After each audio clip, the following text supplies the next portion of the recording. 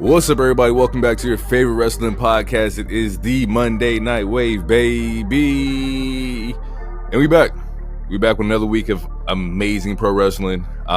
We got a lot to talk about this week. We got, a good old Seth versus Finn match that happened on Raw. We got MJF and Hangman on Dynamite. And then we got the final boss on Smackdown. But before we get into that, I go by Jay, the lonely one. Podbreaker, Pots and Reed in this building. You know why, forget it. But I wouldn't do this podcast without my illustrious co-host, Mr. Hero. Go ahead and take away from here. He is a wild card. He is the king of gorgeous. He is Mr. Sexy Ass Lottery. He is Hero, and I am he. I am glad to be back. And just a quick LA Knight PSA. Love the people, love that man, because you never know when you're going to lose somebody. I lost somebody really unexpectedly, so make sure you tell people who love them. Like, they walked into a corn maze and I haven't seen them since. So just take care of your people.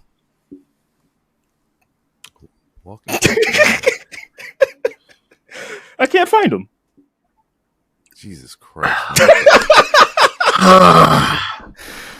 See, this is what I'm talking about. Oh, God. All right. It's hard for me to segue into an entrance, but it's your boy DT, the OTC of the Monday Night Wave, the other co-host. That's right. I'm your granny's favorite C Mike, and I'm back. Let's get to it. Yeah, I mean. Yeah, he's he got that prohibition kitty locked down. He's talking.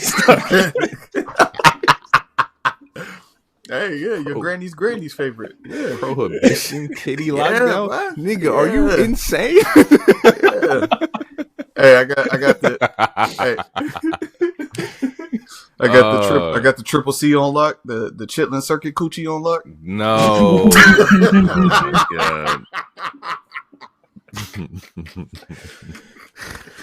Oh my goodness, bro. This nigga he's wild. All right. Okay. We are here, people. We back. For news. Wait. What? All right. So we're about to be at a year, or we are a year. Facts. And I thought I'd do something for the show. Granted, this is an audio medium. We post clips every once in a while. So I'm gonna try to get through this whole episode doing one of these one chip challenges. I'm gonna take this. What? Yeah, I'm gonna take this right now. You know what I'm saying? All right, now you can get into the news. Now get into it, baby. Wait, no. Where's the water at? Let's see it. Yeah. What you got, bro? You gotta have water, the milk, whatever. Damn, this comes with gloves. That's how you know it's real. Look at that. This nigga's insane, bro. Yeah, buddy. We were supposed to do this at a party. Is your wife at home? Does she know? Is she able to call 911 if this nigga? No. Nobody's here except for my cats, and they don't have opposable thumbs. So Wait a minute. This isn't the hold on. This isn't the Pacquiao one. What's up? But so you're putting me in a precarious situation. Why? Because if something happened, I gotta run across the parking lot. So now I gotta extra pay attention to you. At least unlock the door. I'll do that. All right. Yeah, I think you should do that. I do. No. All right, let's get into the news. Oh, before I die. Oh my god. Okay. Fuck. Off the top of the list, we got AEW content coming in March. Looks like they're adding the pay-per-view. Shit. The other thing is you can't turn your video off now. No, because I have to be able to see you. Oh my god. Oh, he's struggling. This is hot. At the top of the pod. Why would you?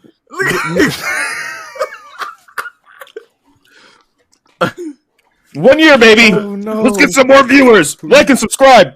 I ain't never seen a black man turn red. What's going on?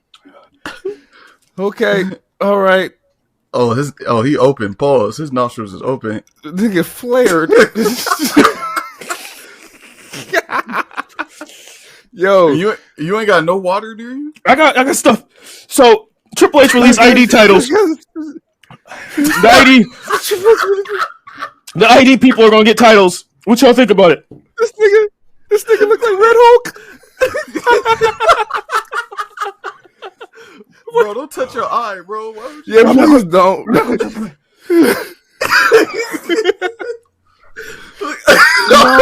nigga's crying.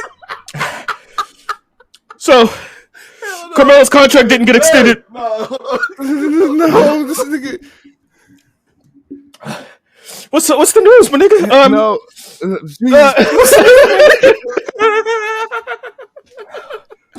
Oh fuck! I feel like I gotta speed on this shit. All right, Max is coming to AEW content. We got more pay-per-views coming. Elijah, aka Elias, signed to TNA. That's dope for him. It's great. Looking solid. Please drink that water. It was rumored that he was going to go to AEW, but he went to TNA. Yeah, he went to TNA. Yeah. Turn that bottle up, nigga. Turn that bottle up, nigga. Ricky Saint. Ricky Starks changed his name, but he's now Ricky Saint in NXT, man. You know, I like Ricky Saint. It's very synonymous with New Orleans. It's cool, especially with the callback. They did the block is hot today. I know your block is hot right now. Like it's this is a different kind of heat.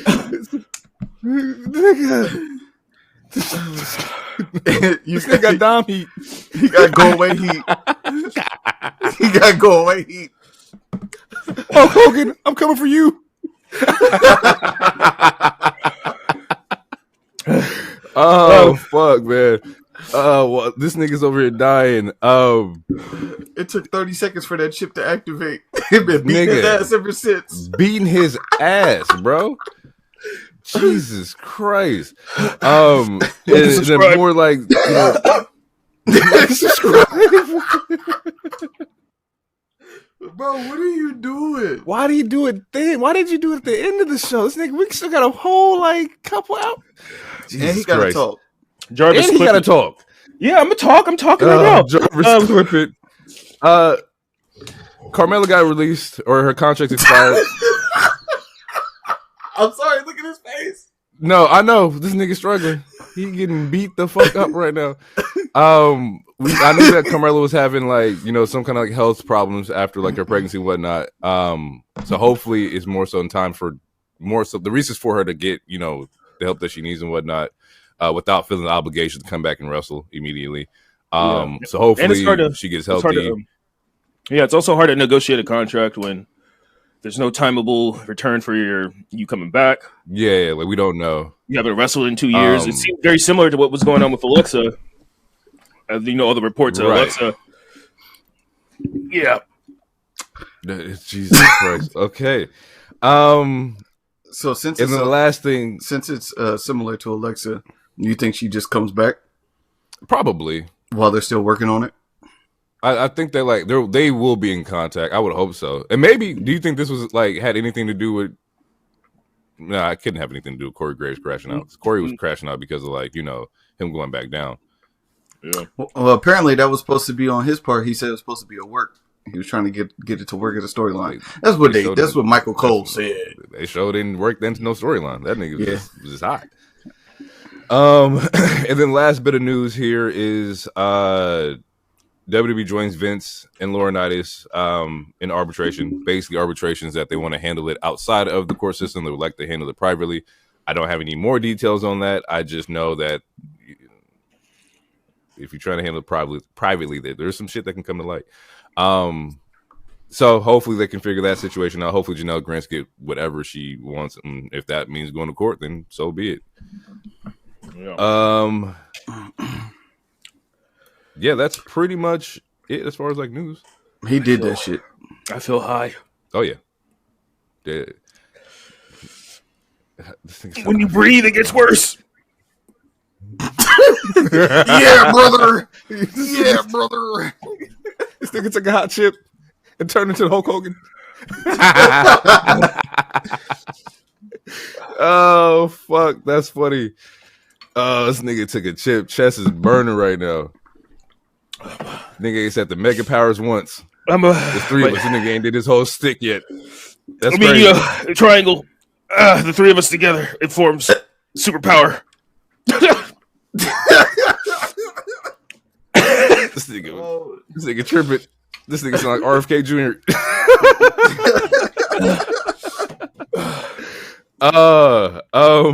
Fuck. Watch out Before we get into like the shows, though,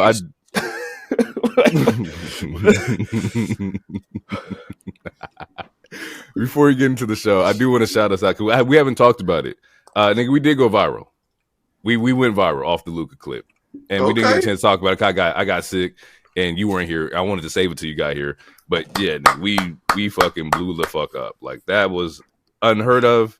It was great. People liked it. People favored it. It blew up on fucking Twitter, which is very hard to do. I think it got like 1,400 views on Twitter, which is like, it may not be a lot to somebody, but nigga, it's a lot for us, nigga. We was over there cooking. All right.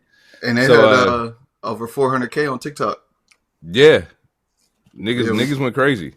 Yeah, we passed the 400K mark on TikTok. So that was my hard. brother called me, and the first thing this nigga said is, I just don't understand, bro. I'll start rolling, bro. Like,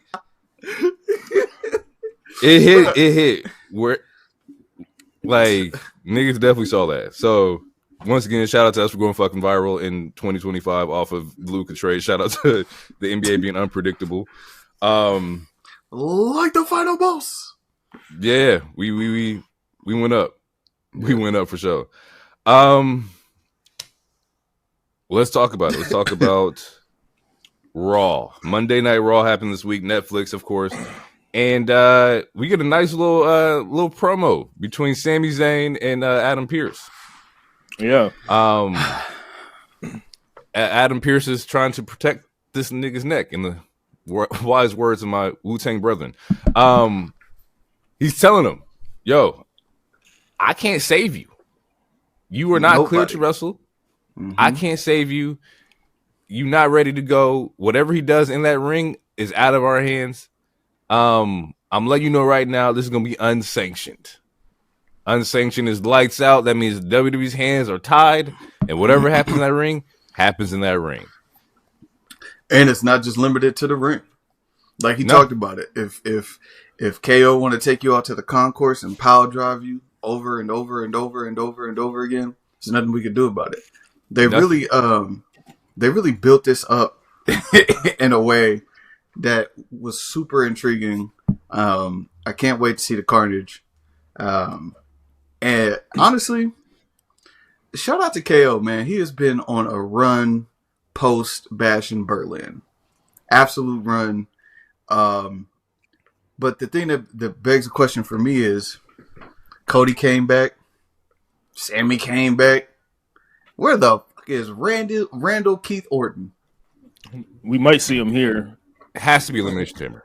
If we don't see him here, yeah, I think we see him here. This nigga, Jesus Christ, that boy. Anyway, don't make me laugh. Last man standing. Hey, start the count. Start the count, man. Oh God, this nigga coughed. That shit hit the back of his neck. Pause.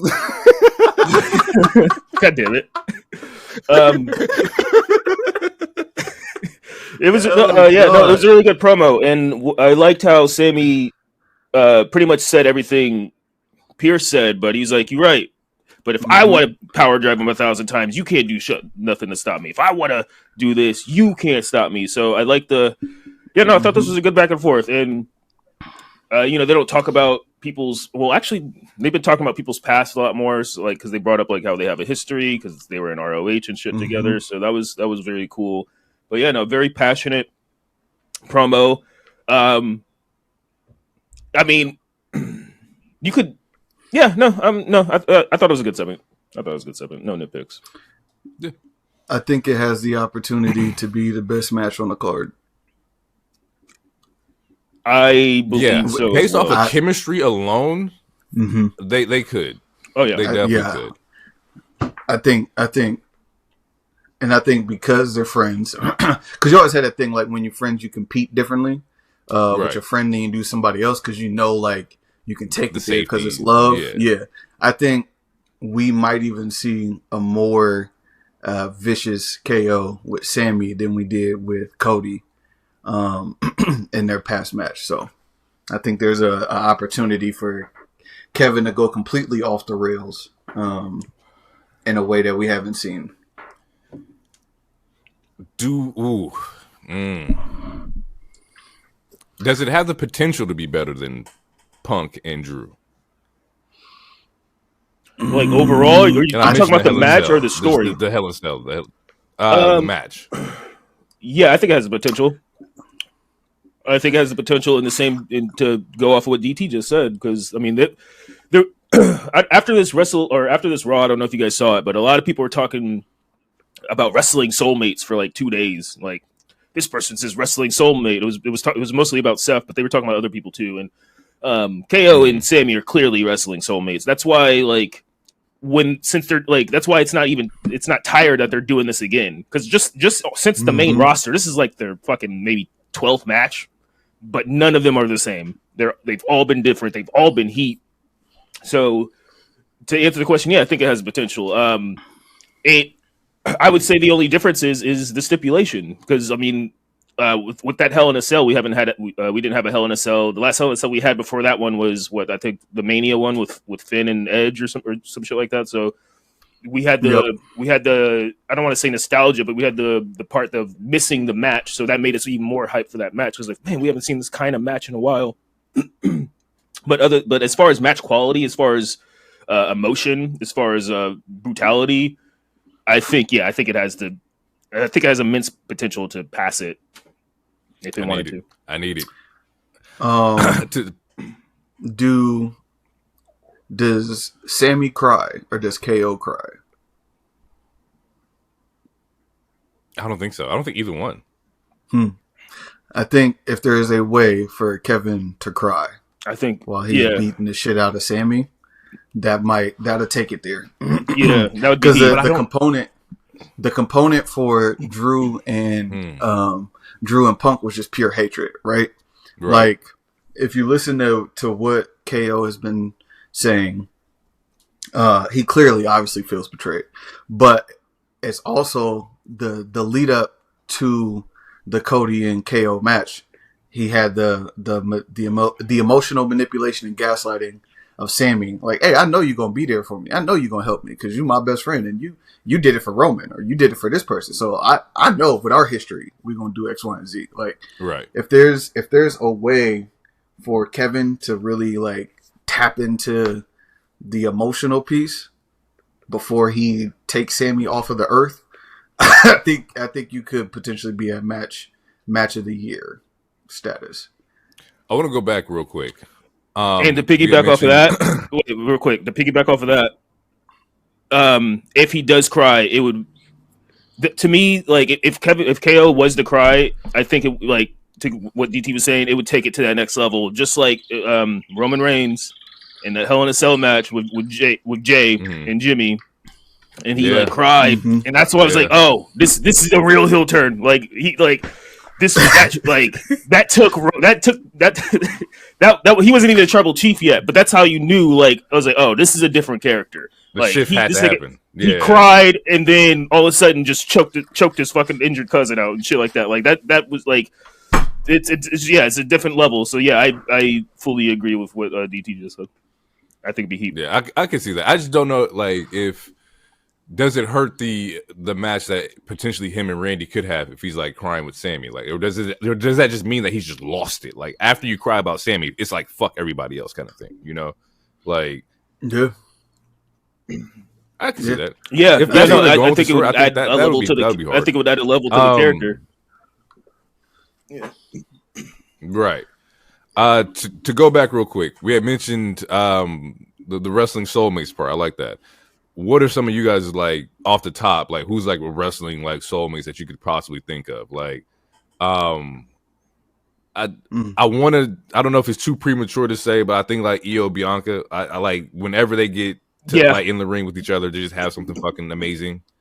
Like, I'm with that. John Cena, Randy Orton, like, just in that bag. Like, whenever y'all like cross paths, it's fucking cinema. this is gonna sound hella recency bias. I'm sure Hero will probably also agree, too. But and hopefully it's growing like this year. Like we'll actually see it play out again. But Roman and Seth, and I think Seth can wrestle with anybody at this point. But I think there's such a tie from the way like their careers and lives and everything is going. Them for sure. You want to keep it this current generation or no? It can be anybody. I mean, obviously you can go Stone Cold and The Rock. Right. You want to do that.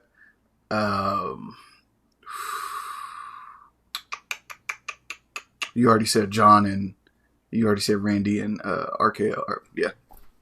Cena and RKO. There's a couple more I can't think of off the top of my head, but there's definitely like I would say there's especially for the women. I would say I think you could put Bianca with anybody, but Bianca and Io Sky is one. Who would be Becky's? Part of me wanted to say Nia, but I think this iteration of Nia and Becky would be a lot better. But you gotta see it though. Do we not put Charlotte next to Becky? As far as soulmates? Or I'm just throwing it out there. I just want to know like who's her dance partner? The person who's not in the company right now. Becky and Bianca. No, he's talking about Mercedes. I would say Charlotte and Mercedes always had a banger. Bailey and Mercedes. I think we talked about it many times before, and with whether it's Bianca, Bailey, or Becky, I think those are three people that can wrestle a lot of people, and it'll be a good match.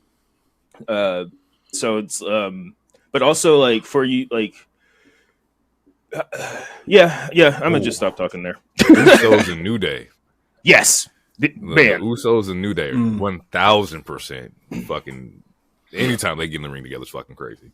Yep. Okay, all right, that's kind of cool. I like that. I'm gonna think about that some more. Probably drop some stuff on Blue Sky because that was a cool little conversation. We get AJ versus Dominic Mysterio. It's good to see AJ Styles back in the ring. Man ain't lost a step at all. Still arguably one of the greatest wrestlers of all time. Like AJ Styles is that guy. I did not realize he was that old. Yeah. No, yeah. Like yeah. I didn't realize he was pushing the 5-0.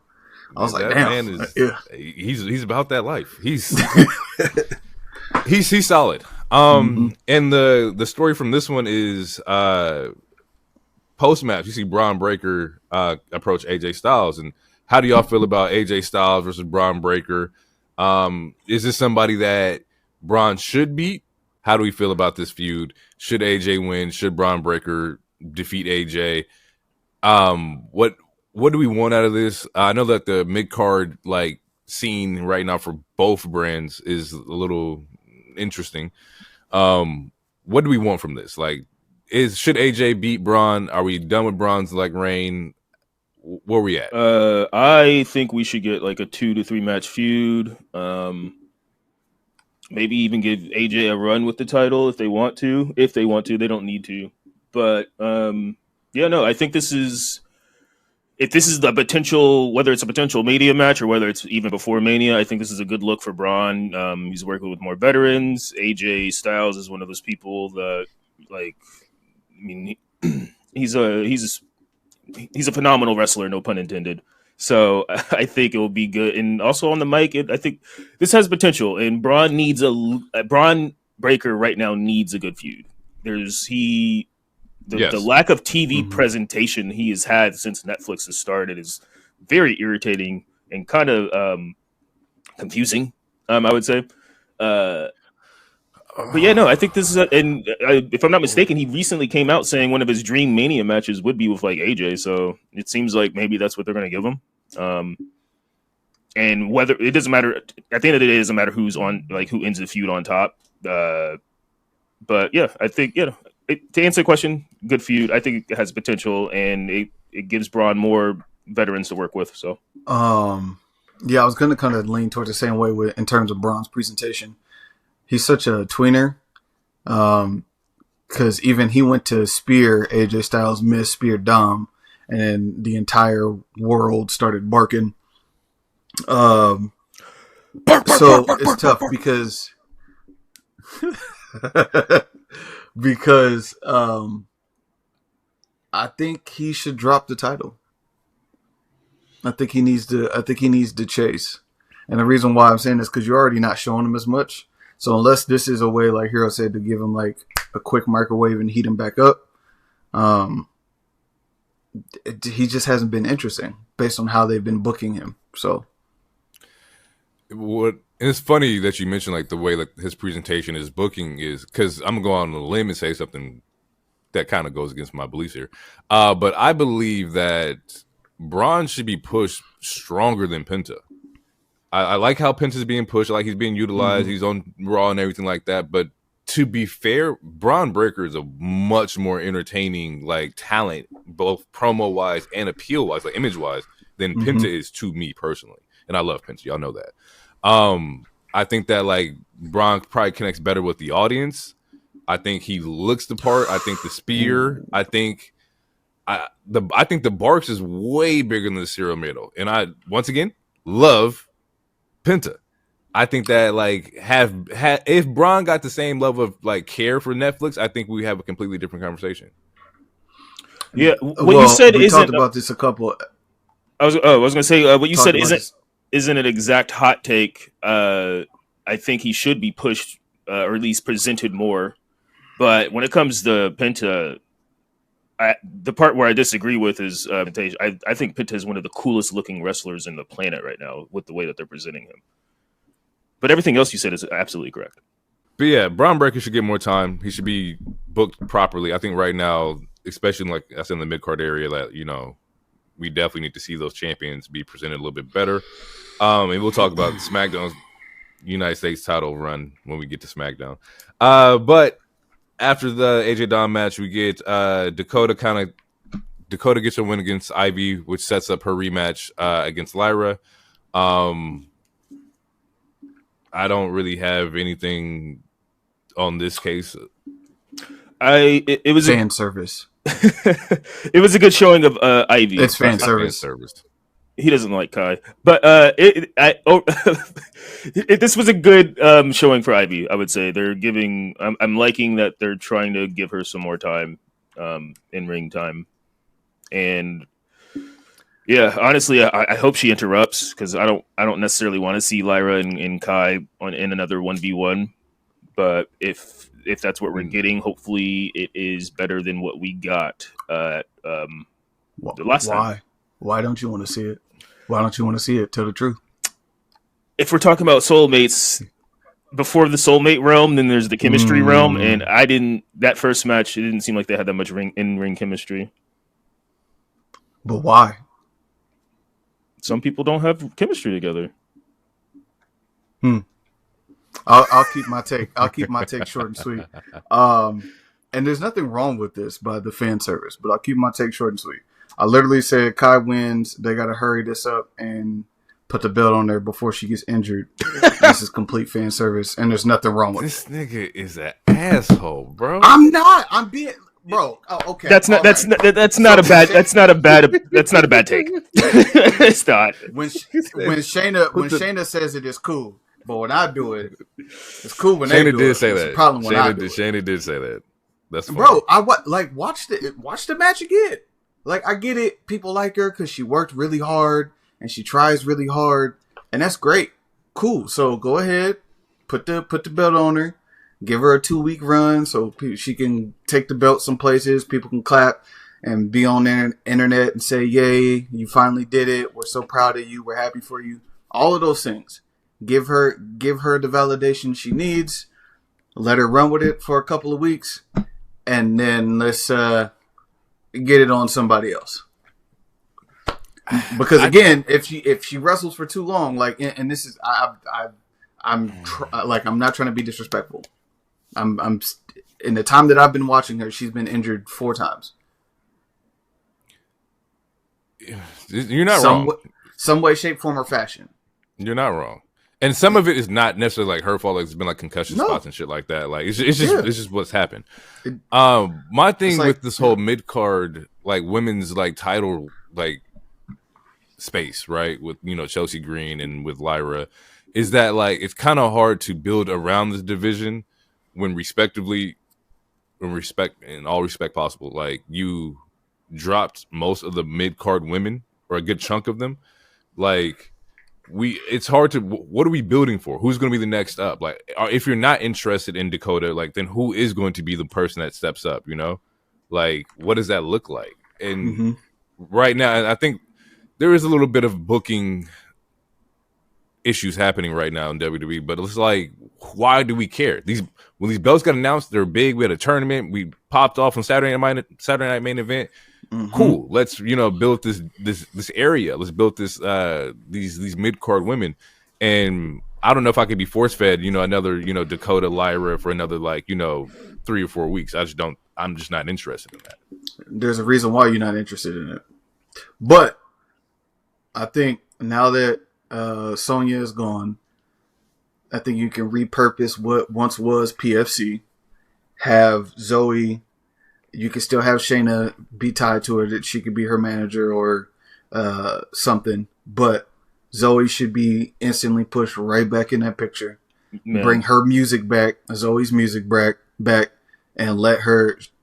If you want to talk about capable wrestler, like Zoe Starks, baby, Stark House, baby, Stargate. You know what I'm saying?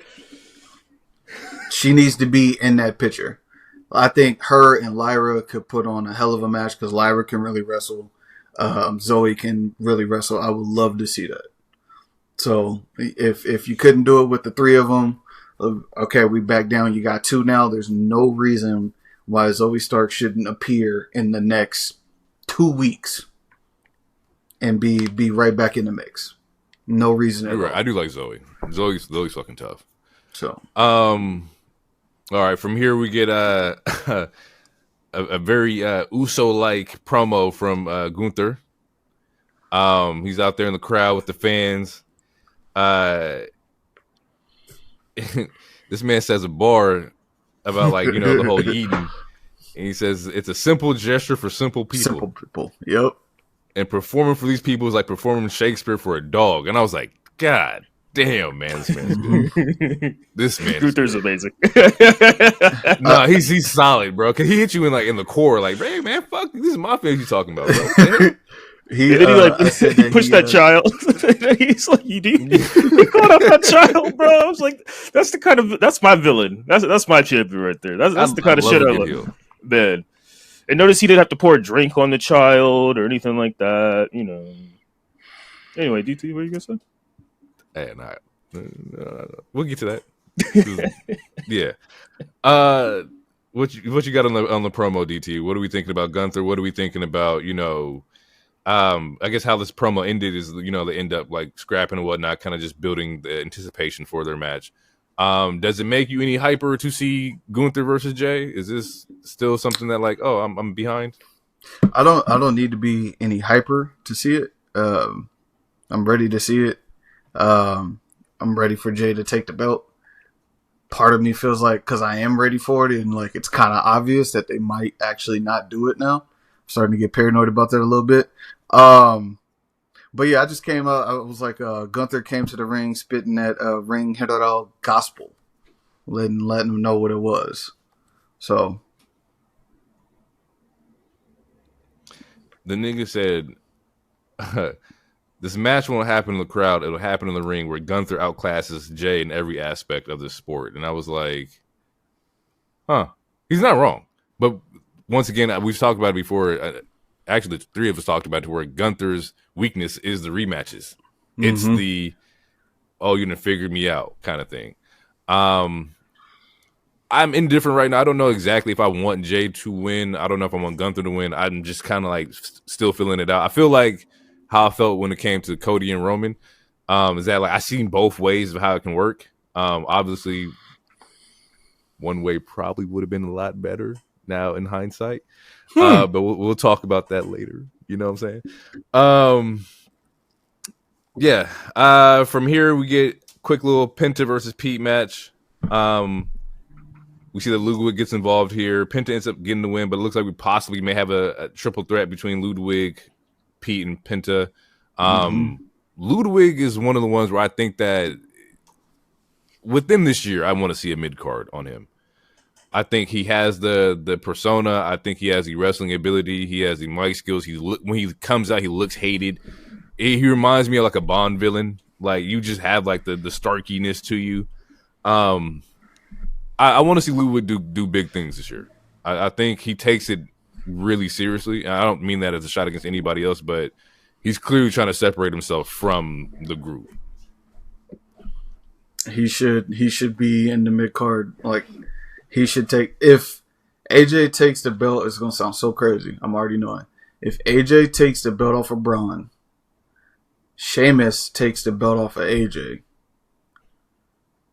Kaiser should take the belt from Sheamus. I like that. Before it gets back to Braun, if Braun is not in the main title picture.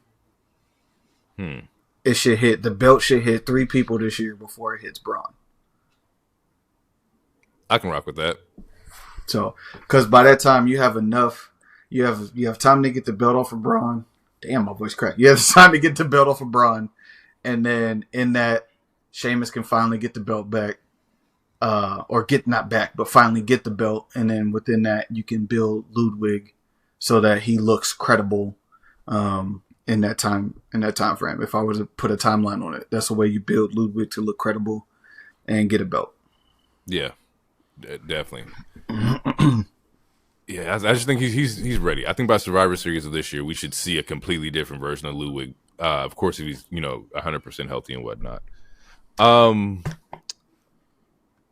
We get Roxanne versus Raquel to qualify for Elimination Chamber. I'm not gonna lie to you, I did not think that Roxanne was gonna get this one. I was so fucking happy.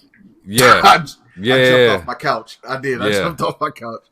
Yeah, I love Roxanne. She gets the one off the Pop Rocks. But this one also, I believe, Bianca and Naomi come out. It had. Also. Yeah, Bianca and Naomi. Mm-hmm. Yeah, this was the Bring It On year, right? Yeah, which was it's fucking already been brought. Gas, bro. I love the callbacks. Mm-hmm. So now that we see that, Liv and Raquel's not a part of Elimination Chamber, but Roxanne is. How do we feel about the landscape of this women's EC match? Like, Heat. Yeah, I think it's stacked, man. Do we have any early predictions for winners? Do we have anybody that we're looking at entirely? Because I believe it's Naomi, Bianca, Bliss, Bayley, Liv, and Roxanne. I'm gonna go Bayley. And I'm thinking about this. Like, of course, everybody knows, but whoever wins this will face, Rhea. Rhea, and I think Bayley and Rhea is that sounds like a really fire match to me, especially for a Mania. I think it could be Roxanne. Sounds good. Yeah, they could do Roxanne. Since she is a heel. I don't see anybody small fight Rhea. I've seen that with Liv and everything like that. I'm just saying respectfully, not saying Roxanne can't get down because she can. But she just boxed with Raquel, and yes, Raquel has been Raquel since she been back. But before that, she was big backing and Tayana bombing bitches for a hot second. So this is true. Yeah. If it had to come down to 3, I think it's gonna come down to just in the match. I think it's gonna come down to Alexa Bliss, Bianca Belair, and Naomi. What if I don't want to bust anybody's bubble here, but we know that Rhea is babyface right now, so the opponent has to be heel, right? And the only obvious heel in this is Liv and Roxanne. If we get Liv, and we're not getting and Liv Roxanne. Again. I don't think we're getting Liv again. You don't think so? There's no way. No way. They just told us that was the last match. As long as that one of these motherfuckers have the title. Happens. I'm not saying there's no way. I would be man. If as much heat as H has been getting on the internet recently, that would be a very bad move. I'm just, like, people were very fed up with that feud. already. Like people were fed up with that feud when Rhea first returned. And it was like, because this is about Dom, and then when it wasn't about Dom, this is lasting too long. All this other bullshit. So yeah, I don't think it will be Liv. I'm still going to choose Bayley, even though Bayley is a face. And I would love for it to be Bianca, but with this title, with this tag title, with her in Naomi, and we still don't. They're like reheating up the Jade shit. I don't think it's going to be either one of them. Well, that's why I said it's going to come down to those three. And the reason why I said that is because if one of those two win, if one of those two wins, they're going to reveal that it was never Liv and Raquel that did the attack. That's how you thread all of those things together. And so, like, I don't think it was Liv and Raquel. I think it's still. I don't think so. It's still Naomi. Right. It's one. Right. So that's what I'm saying. It's going to come down to those three, and then when the person who turns on the other one is the one who turned on Jade, and then there will be fallout from it post that match. You can still get that. You can still get that exact same storyline, but instead of Alexa, it's Bayley. And it's funny you mention that, because like I was gonna say, we saw in Rumble where Bianca had to pull Naomi off of Jordan for like the hug and whatnot. Like, hey, this is serious, right? Do we get like a moment like that with Naomi and Bayley? Because the closeness that they have there too. Like, is there a possibility of maybe a pin's going to happen on Bayley or Bianca or whatever, and Naomi has to pick and choose kind of thing? Like, there's still some kind of like level of like storytelling that they have between those three superstars entirely, to where maybe Naomi fucks up the chance for Bianca to get the win on Bayley or get a pin or something on Bayley or whatnot. I'm spitballing here, but I think like there is still a story that's threaded between the three of those superstars. I think you can tell that, but I don't think that's going to happen late in the match. And the reason why I'm saying that is because the video packages and vignettes that Alexa Bliss has had, they're trying to build her up quickly, in my estimation. Bayley doesn't need to win the Elimination Chamber.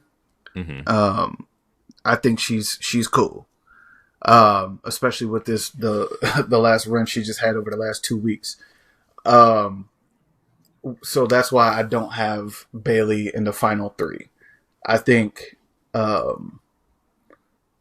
moment that you're talking about can happen in the match. And then that's when there's a turn in the chamber.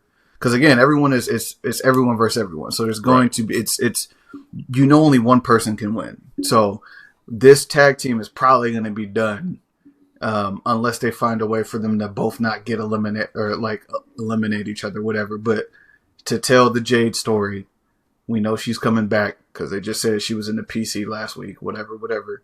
To tell the Jade story, you can utilize the Bayley Naomi piece, like you said, for the pin or choosing between the two, whatever the case. But it flushes out at Elimination Chamber to get to Mania. Yeah. And when I'm looking at the talent here, and it's funny you're talking about like the push that Bliss has been getting lately. She's been in a lot of promos, a lot of vignettes. Like she's trying to be, or they're trying to push her to where, hey, we're showing you Alexa Bliss.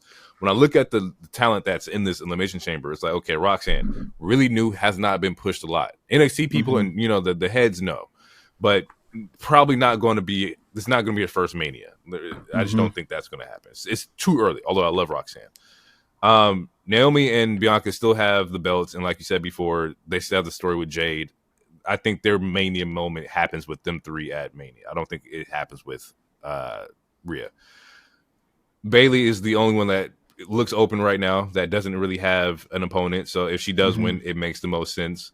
And then Bliss is the one that they're pushing right now, but also just came back. And is on SmackDown. Do you take this moment from it? True. Just came back. And do you take this moment from somebody who's also been working, somebody who's been working longer this year or more or harder this year? The last thing we want is another Charlotte Flair incident where you end up taking this particular moment from somebody else kind of thing, because you see how that's going right now. They're not fucking with Charlotte. Yeah. I mean, I don't think she wins. I think Charlotte? Alexa. No, I don't think Alexa wins either. Which it breaks it down to Liv and Bayley, where it's like I said, we already seen Liv battle her a couple times, and then Bayley is just the one who doesn't have anything open for Mania, and Bayley's been on a run lately. She's been everywhere. She's been in NXT. She's been SmackDown. She's been like Raw. Like she's clearly the person who is doing the more or is being shown to the world that doesn't have anything to do with Mania. I feel like having her in the All-Star game, the celebrity game, and not having her in Mania would be a huge misstep. So it makes the most sense to probably do Bayley versus Rhea. And Rhea is about to fight Io. It might be convoluted, but you could set up a way to where you get a 3-way with Io, Bayley, and Rhea. I would rock with that too. I got nothing against that. Anytime Io's on the screen, I'm in for. I'm locked in. So I'm glued to the screen. You said for Mania? You talking about for Mania? Those three? I think that's a possibility.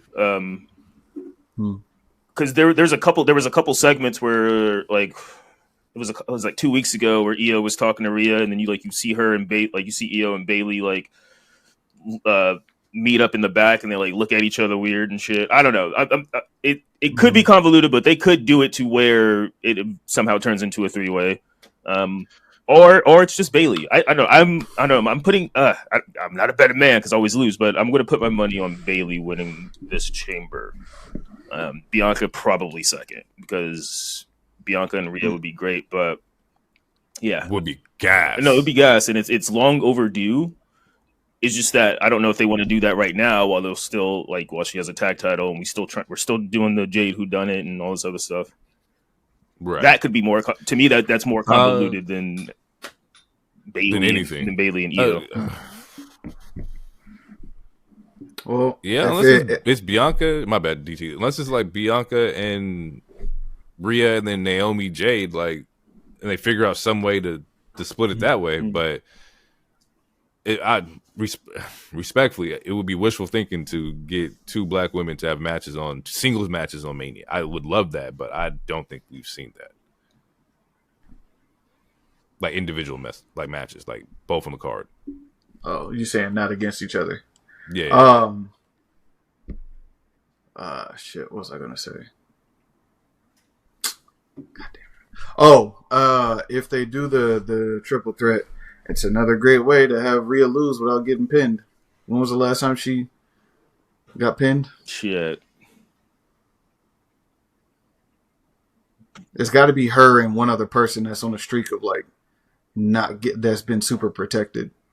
Yeah, I mean, Priest. What do they say? Priest hasn't been pinned since October Priest, or something like that. He's on a run. Yep, the Terra Twins. Yeah. So. Yeah, I mean, if it goes triple threat, that's a way for her to lose the belt without getting pinned. So, yeah.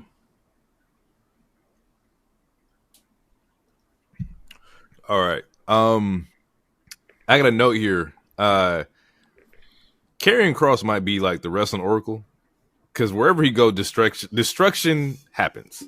Whoever he talks to, whoever he touches, something happens, right? This has been going on for over 2 years now. For a while now. I'm starting to be a believer that if Karrion's character is death itself, then it makes sense. Well, his literal moniker is the Harbinger of Doom. Yeah. So a Harbinger is someone who calls out or speaks to things getting ready to happen. So, and everywhere he has gone, he's been in the shadows, or he's talked to someone, or they've crossed paths, or So, and this is it's been going on for a while, like you said, and it's great character work. But we'll see what happens. I'm excited for him. Also, Kofi Wicks gets jumped by LWO. Yeah, and they're the bad guys. They're the bad guys, and they get jumped. Ran out the building. They get ran out the... LWO ain't put the pressure on nobody. Nobody. No, ain't nobody afraid. And this is LWO without Ray. But Dragon Lee, though. Dragon Lee's my nigga. Cole. But getting pressed by bro, no. It's still out. No. It's still outnumbered. No. What do you mean, bro? No. Oh, so No. what you mean, bro? No. Hell no, bro. It's a 2v3. So, He not even Mexican. He Filipino. So the fuck what? Was it, I'm just saying what Dom Joaquin, I said. think? Was it Joaquin or is it? Yeah. oh, Yeah. Okay. I think it was Joaquin. I think it's. I'm just saying, like, they ain't had this. LW's never had like any kind of aggression at all, and like now you see Ray get jumped, and now you want to come out and jump people. What happened to the last niggas who was jumping Ray? Now we want to be big and bad? Nah, not believing it. would you say the New Day needs a third? No, Hmm. no. Yes. Them niggas need to. Who? Omos. That nigga is not doing nothing. They brought him back from Japan to not even show up at Rumble. For nothing. That's also true. That's fucked up. We've been down this road of trying to not like hypothetically replace Big E, and the last time they did this, Question: do they have to be black? Yes. For me. in my opinion, yes. Come on, just Jay, for I see entertainment's sake, who would you put in that's not black? I'm just asking a question, dude. I'm just. I just posing want to the know, like, question. who would be this third to be with New Day that's not In black? a perfect world, Samoa Joe. That shit would be hard. That shit would be hard. Yeah, I don't know. I don't think they're. What if? No, that's too many people. That's too many people. I was gonna say there's a faction that said they can't have any more members, but if someone was to split away from that faction because they're already tearing away, but it would be too much. Who Talk about Finn. Who would you pull from Judgment You Day? put Finn in the New Day? You put Finn in New Day? This is not regular New Day, bro. This is Majin New Day. All they need is a demon. But Hey, I like that with the Majin bro. All right, now he's cooking. He need. all I'm saying, They needed Dabara. all I'm saying. Yeah, you got the Majin. You got the dude who spit and turn you to stone. That's who they need. He's a demon. Yeah, I see what you're doing. I see what you're doing there. But he's too small. It's a reach. But You know what? You're right. You might be right. You might be right. I feel it. I see what you're saying. You know, niggas don't get no wins in WWE anyway, and all Finn's been catching his L, so it makes sense. Put him over there. Okay, Yeah, see. bro. Hold on. Now- Come on. See, Come on, bro. you got too much dip on your chip. bro. You got too much dip on your chip. We gonna disrespect the Prince Balor, bro. That is insane. It was fucked up. Hey, Hero was fucked up. That transitions right into the next match in which he caught an L, which hurts. Hey, Ta-da! yeah. Seth, Main event, man. Seth versus Finn or Lynn Balor. I thought this match was dope. We the funny part about watching this match is that being in tune with Blue Sky and everybody's watching at the same time. It's like everybody had like hope, and everyone's like maybe, just maybe, he can get this win, and we can see Finn get this win and be in Elimination Chamber. And he can start this righteous path. Hell no. Hey, I don't know what Finn has done to the WWE, but they do not want him to win anything. And you know whose fault it is?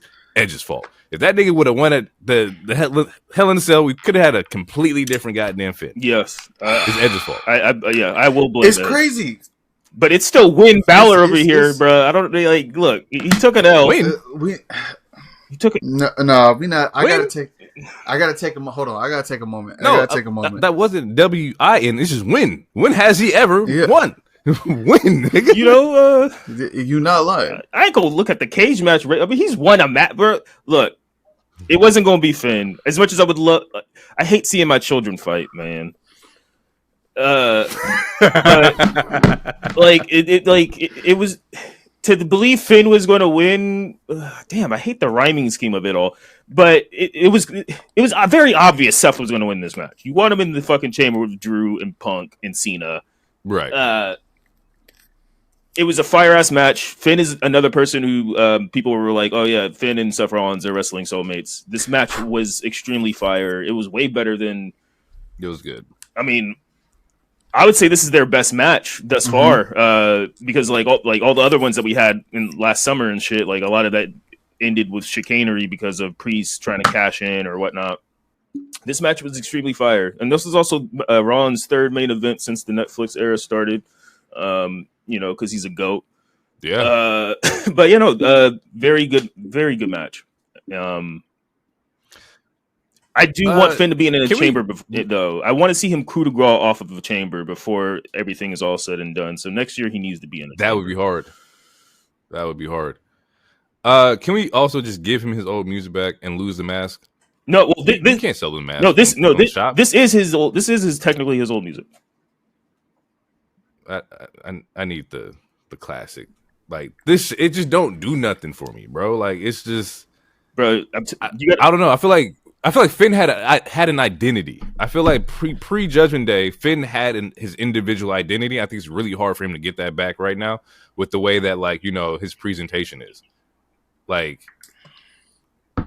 I love his presentation, this is technically his old music. Those masks. Bro, his mask is fire, bro. With the purple rag hanging up, bro. That shit is heat, bro. He got that YN energy. But even though he's old, but he still got that YN energy. That's why sell the mask. Sell them. Yeah, but put them on the shop. Everyone is different though, because the one time he came out with the Kanye mask, and that shit was heat too. Sell the mask. Just put him on the shop. He ain't got no goddamn identity right now, man. I love Finn. I just hate to see it go down like this. But yes, you are right. Seth was not going to lose this match. It's Elimination Chamber. You need him there. Like, I do have a question though. Where the fuck is Roman? And why isn't Roman in this match? I mean, because he can't take the pin? I think so. Ooh. Your boy can't take the pin. He's not a team player, DT? What's going on? I'm not. We're not doing this. I'm not doing this, Joe. I'm not doing it. Next segment. We're not doing this. Hopefully you see Roman pretty soon, man, because the tribal chief energy is definitely needed, especially because you won it and you just disappeared. Like you won it. Well, I wonder why. He just had his face fucking smashed in twice. Rightfully so. In shocks. You gotta come get bro, back. Bro, oh my god. Yeah, I did send that to you. Yeah, bro, we ain't never seen a nigga with that much velocity and air and some shock since Vince Carter. Double stomp. This nigga hit him with both feet. You know how much you gotta hate a nigga to hit him with both feet during the stomp? No, it's love. That's what it was. I told you it's the love thing, bro. It's love, man. They really love each other, bro. The fact that he would even let Seth do that, you know what I'm saying? You might break my face. You might break my moneymaker. Clearly, this nigga's been out. We're gonna take a quick little break. We'll come back and we'll talk about Dynamite and we'll follow it up with Smackdown. But until then, we'll be right back. You.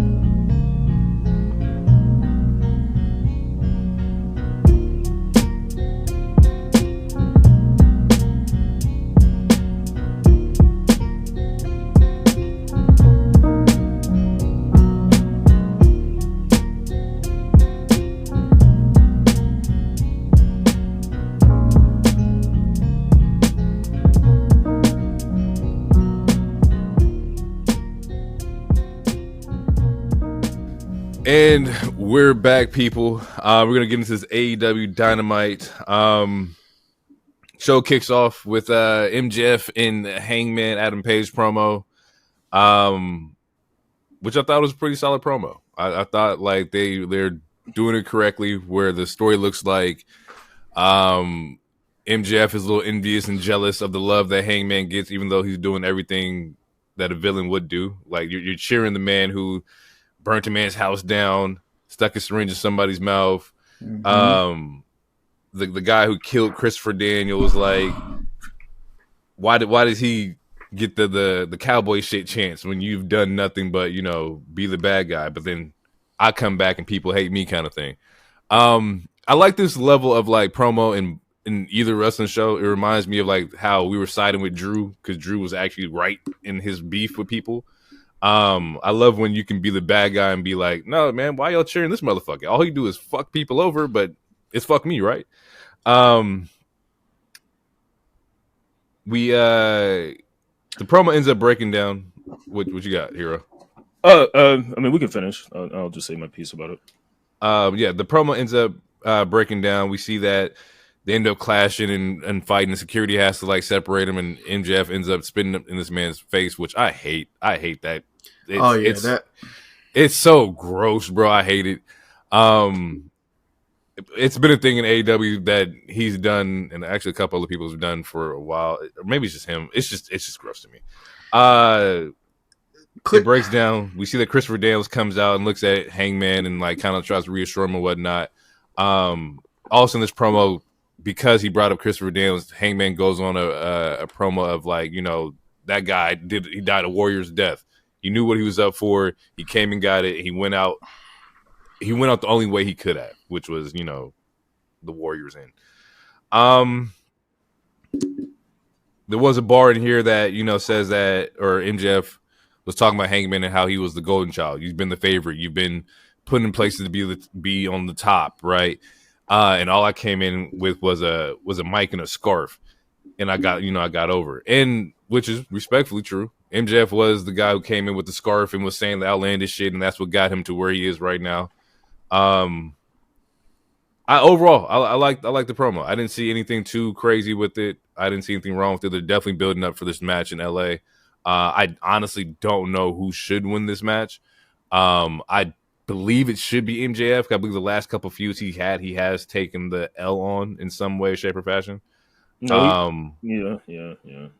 Well, no, he's won, but then like he always gets beat up at the end. Yeah, that's how his booking is. Like he'll win, but then like because he beat Daniel Garcia, which Danny should have won that match, but then Daniel Garcia gets the upper hand at the end of the match, and then I forgot who he was feuding with after that. But yeah, I know. Yeah, he just needs. I need a definitive MJF like win, like clear cut, like he won and just get the fuck out the ring kind of thing. So overall, yeah, no, I really enjoyed the promo. This is the version of MJF that I'd be talking about, where he didn't have to do, like, granted, he was still doing his insider shit, like saying stuff from behind the scenes that if you're tapped in, you know what he's talking about. Because like one of the reasons Hangman got this job is because he's friends with the Elite. Like whether so that's a in some people, like, that's a good form of nepotism, and in some people's eyes that's a bad form. Whatever, that's neither here nor there. But I rather him do the insider shtick than the low hanging fruit shit, and he didn't do any low hanging fruit shit. Like this was a really good, and that's why this promo was good. He didn't talk about your alcoholic drunk mother or on a train or some shit. He was. It was a really good promo from both people. They both characters were showing moments of insecurity, because obviously MJF, he's insecure about how the fans are treating him versus how they're treating other people. And then Hangman, he's always been insecure. So I'm kind of waiting for his character. Granted, like, he's a different cowboy than what he was 5 years ago. He's kind of the same cowboy, where it's like he's always very, very unsure of himself. And it's like, dog, it's been 5 years. You were a champion already before. When the fuck are you going to be sure of something? But overall, again, the promo was good. I thought it was very funny that they're talking about Christopher Daniels like the nigga died. Because then he literally just shows up. And then you hear a fan say, "Don't hit your daddy." And I'm like, oh god. But overall, I do agree that the promo was good. It was a good 15-20 minutes of a show, but it didn't feel like a typical.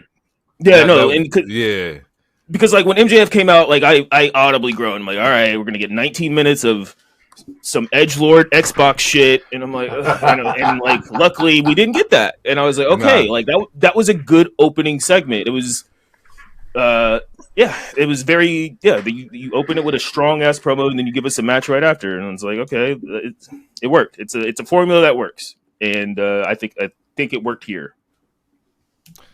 You got anything, DT? Yeah, why the fuck are you spitting in my face? Yeah, I don't like it.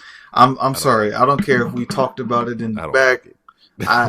No, find something else to do. I don't because the shit was hanging from his eyeball. It was gross. Yeah, like come on, fam. Yeah, no, sorry. And I don't want that to take away from the work they did because it was like Hero said, it was a great promo. But why the fuck you spitting in my face? Yeah, it's fine. I'm sorry.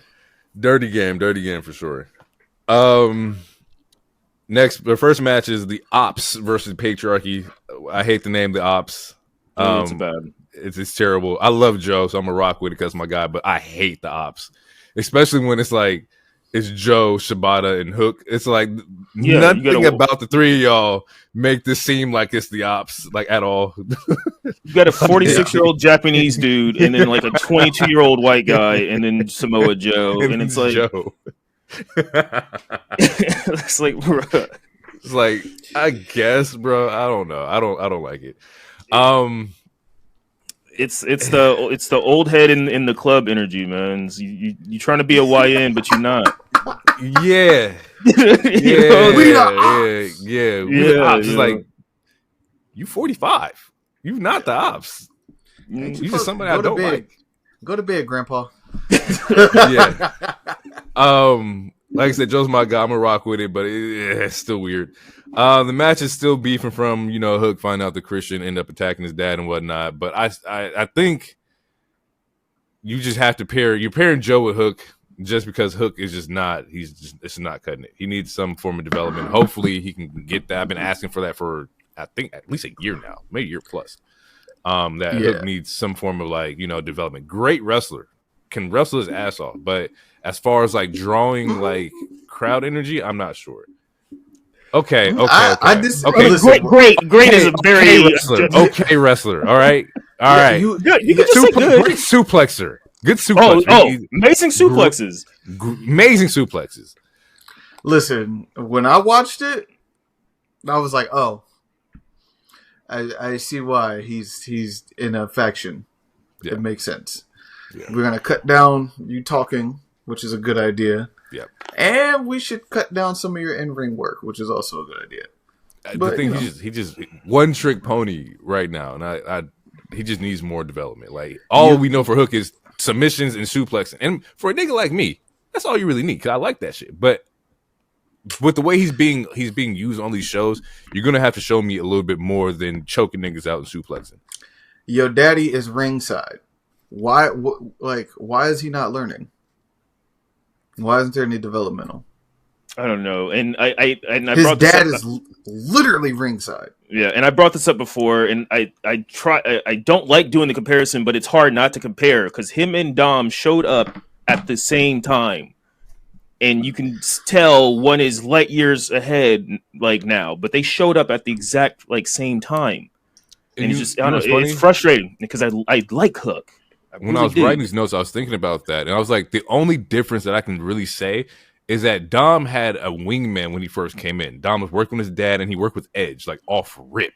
So it was like he was working with people before. He worked with Seth. I mean, because he was working during the pandemic era. He was in the Dome. My point being is that he's had really good people to help him guide him to where he is today.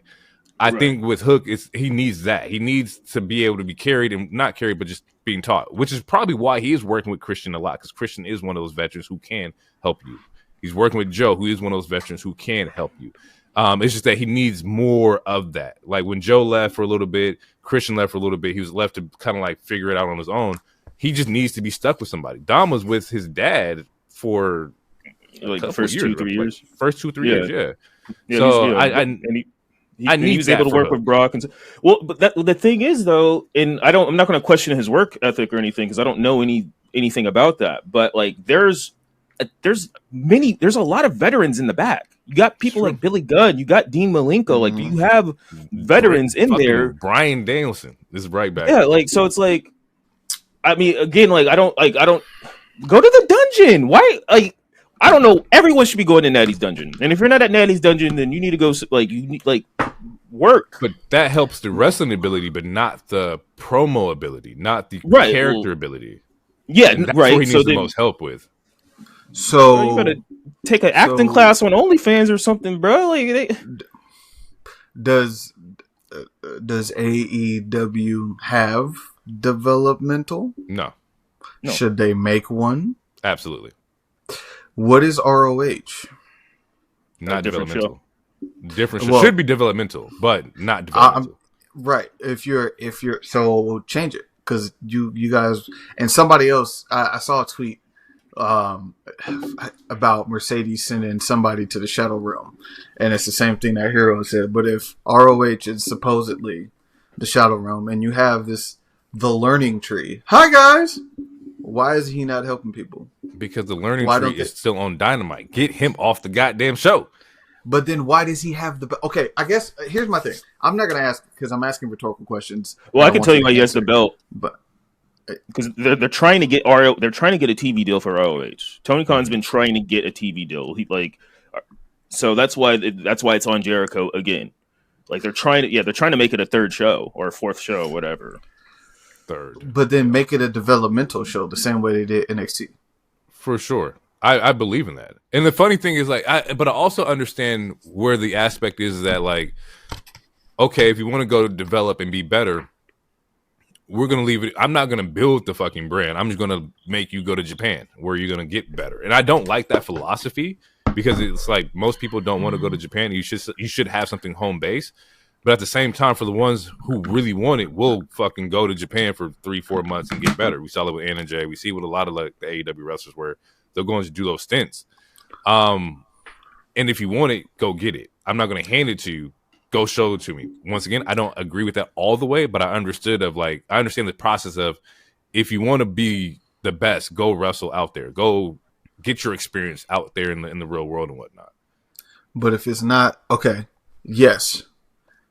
I have this is an actual question. Are they cutting English promos in Japan?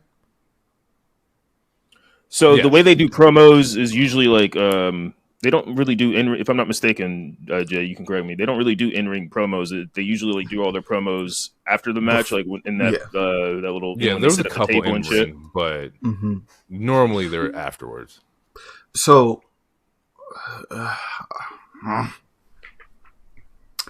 I guess my point is that if you're saying that he's a good worker, because you use great, but if you're saying he's a good worker, but his promo and his character work is bad, then on the thought process that he's a good worker, then he doesn't necessarily need to continue to wrestle to get better. He needs to work on his character and his promos, etc. Why doesn't, or why, if, are they, I don't know. Why won't they have some sort of, because you have a writer or booker from WWE over there. Why don't they start investing in the promos? If because MJF and even Ricochet, based on this past episode, like you have a lot of people, MVP, you have a lot of people over there who can help you set up a promo, like figure out what your character's their drive is, their ambition is, and how to bring that all back in and then tie it into a match. You should be able to have people on deck that are able to do that. Right. Like you should foster that environment. And maybe it could be a case of like maybe he doesn't want to do that. I don't know, but maybe he's like I just want to be the wrestling silent guy. Maybe he doesn't want to cut a promo, he doesn't want to talk and whatnot. And in AEW, you don't necessarily have to do that. You can just go out there and wrestle. But eventually, if you want to get farther than where you're at, you're gonna have to figure out some way to like portray your character to like the crowd and whatnot. Even his dad could talk on the mic for sure, and also his dad had a the not the gimmick but like the moniker of like the Taz mission is being this brutal like dude who just puts people in these suplexes and submissions and shit like that. Like even if he didn't talk, you just knew the motherfucker was a badass because of how he was, his character was portrayed. Yeah, but that's as far as like I know about like the Hook situation and whatnot. Hopefully he gets the hands-on treatment that he needs. Paul, this sounds crazy. And he needs that with Joe. Joe fucking took that movie trip and now he's back. So hopefully this can help him. He's also worked with Shibata too. Shibata's a great fucking wrestler. So you're in the mix of two of the best like wrestlers in AEW. Street fight, Big Bill, Powerhouse Hobbs. I feel like this is a continuation from the last week or the week before. They kind of had like a semi street fight that wasn't really a street fight. Basically part 2 of that. I wasn't enjoying it. It's a basic standard street fight. It's a street fight that turned into a last man standing match. Yeah. No explanation. Yeah. Just I was like, he got trapped in the barbed wire, and like this was just it. Also, I've never seen somebody hit somebody with a backpack, and then he opened the backpack, and there was bricks in it. I was like, oh, okay, so there was 3 bricks and a bunch of dust, bro. They put those bricks in the bag the day of the show. They walked by and they's like, oh shit, there's some bricks right there. Some bricks right here. Hey, give me that Jansport. No, take the homework out the bag, put these bricks in, and let's go. It sounds like a drug deal. Turn that boy into a mule. I don't think that they're done. I do like the chemistry that Big Bill has with Will Hobbs. Like it's very fun to watch. He ends up getting the win through the barbed wire table. It was the last man standing kind of like situation because I think he climbs the steps, throws him into the table. Yeah, and then Aubrey counts to 10. Yeah, and yeah. So I don't know, nigga. I was just like confused too. Just bleeding on a random Wednesday. Pretty much. That's basically how this shit operates. I think it was, never mind. Toni Storm cuts a promo. Hey. This is off the heels of her winning in Australia. And she's talking about, who she wants to face next. She says she's put Mariah down. Mariah's not coming back. Spoiler alert, that's not true because yesterday they're going to do one last run. But she calls out, Statlander, Willow, because she's looking to fight a new challenger and whatnot.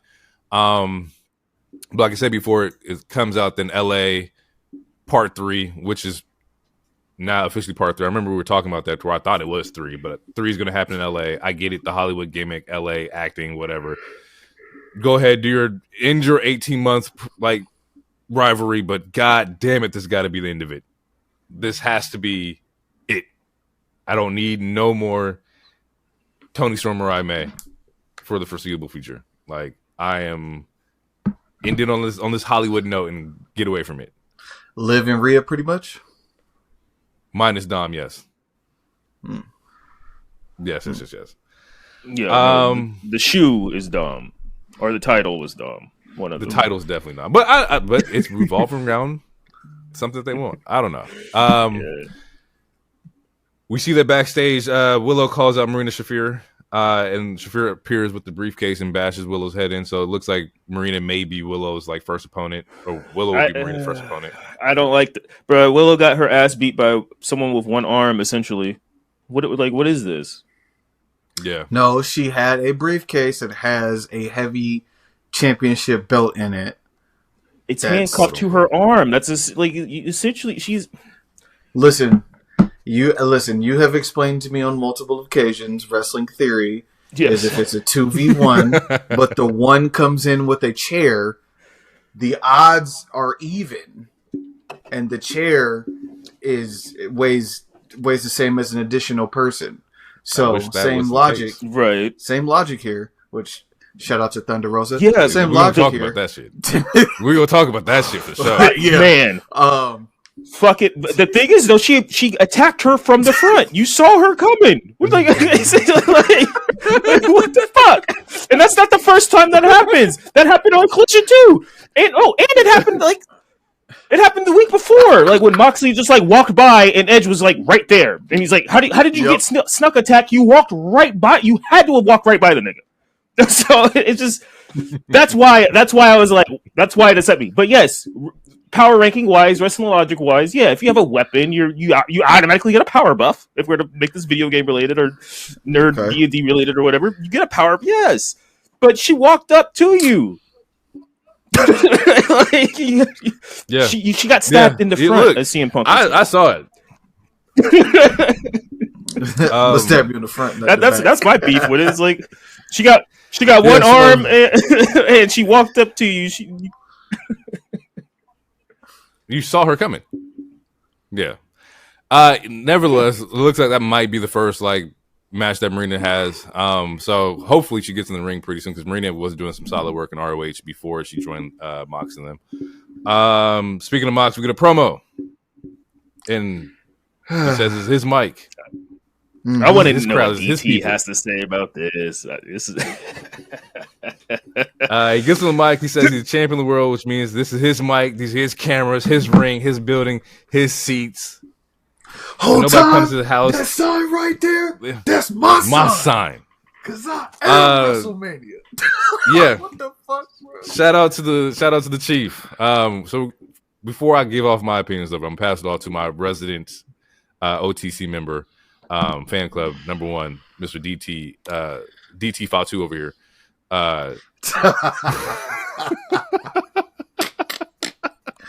That's hilarious.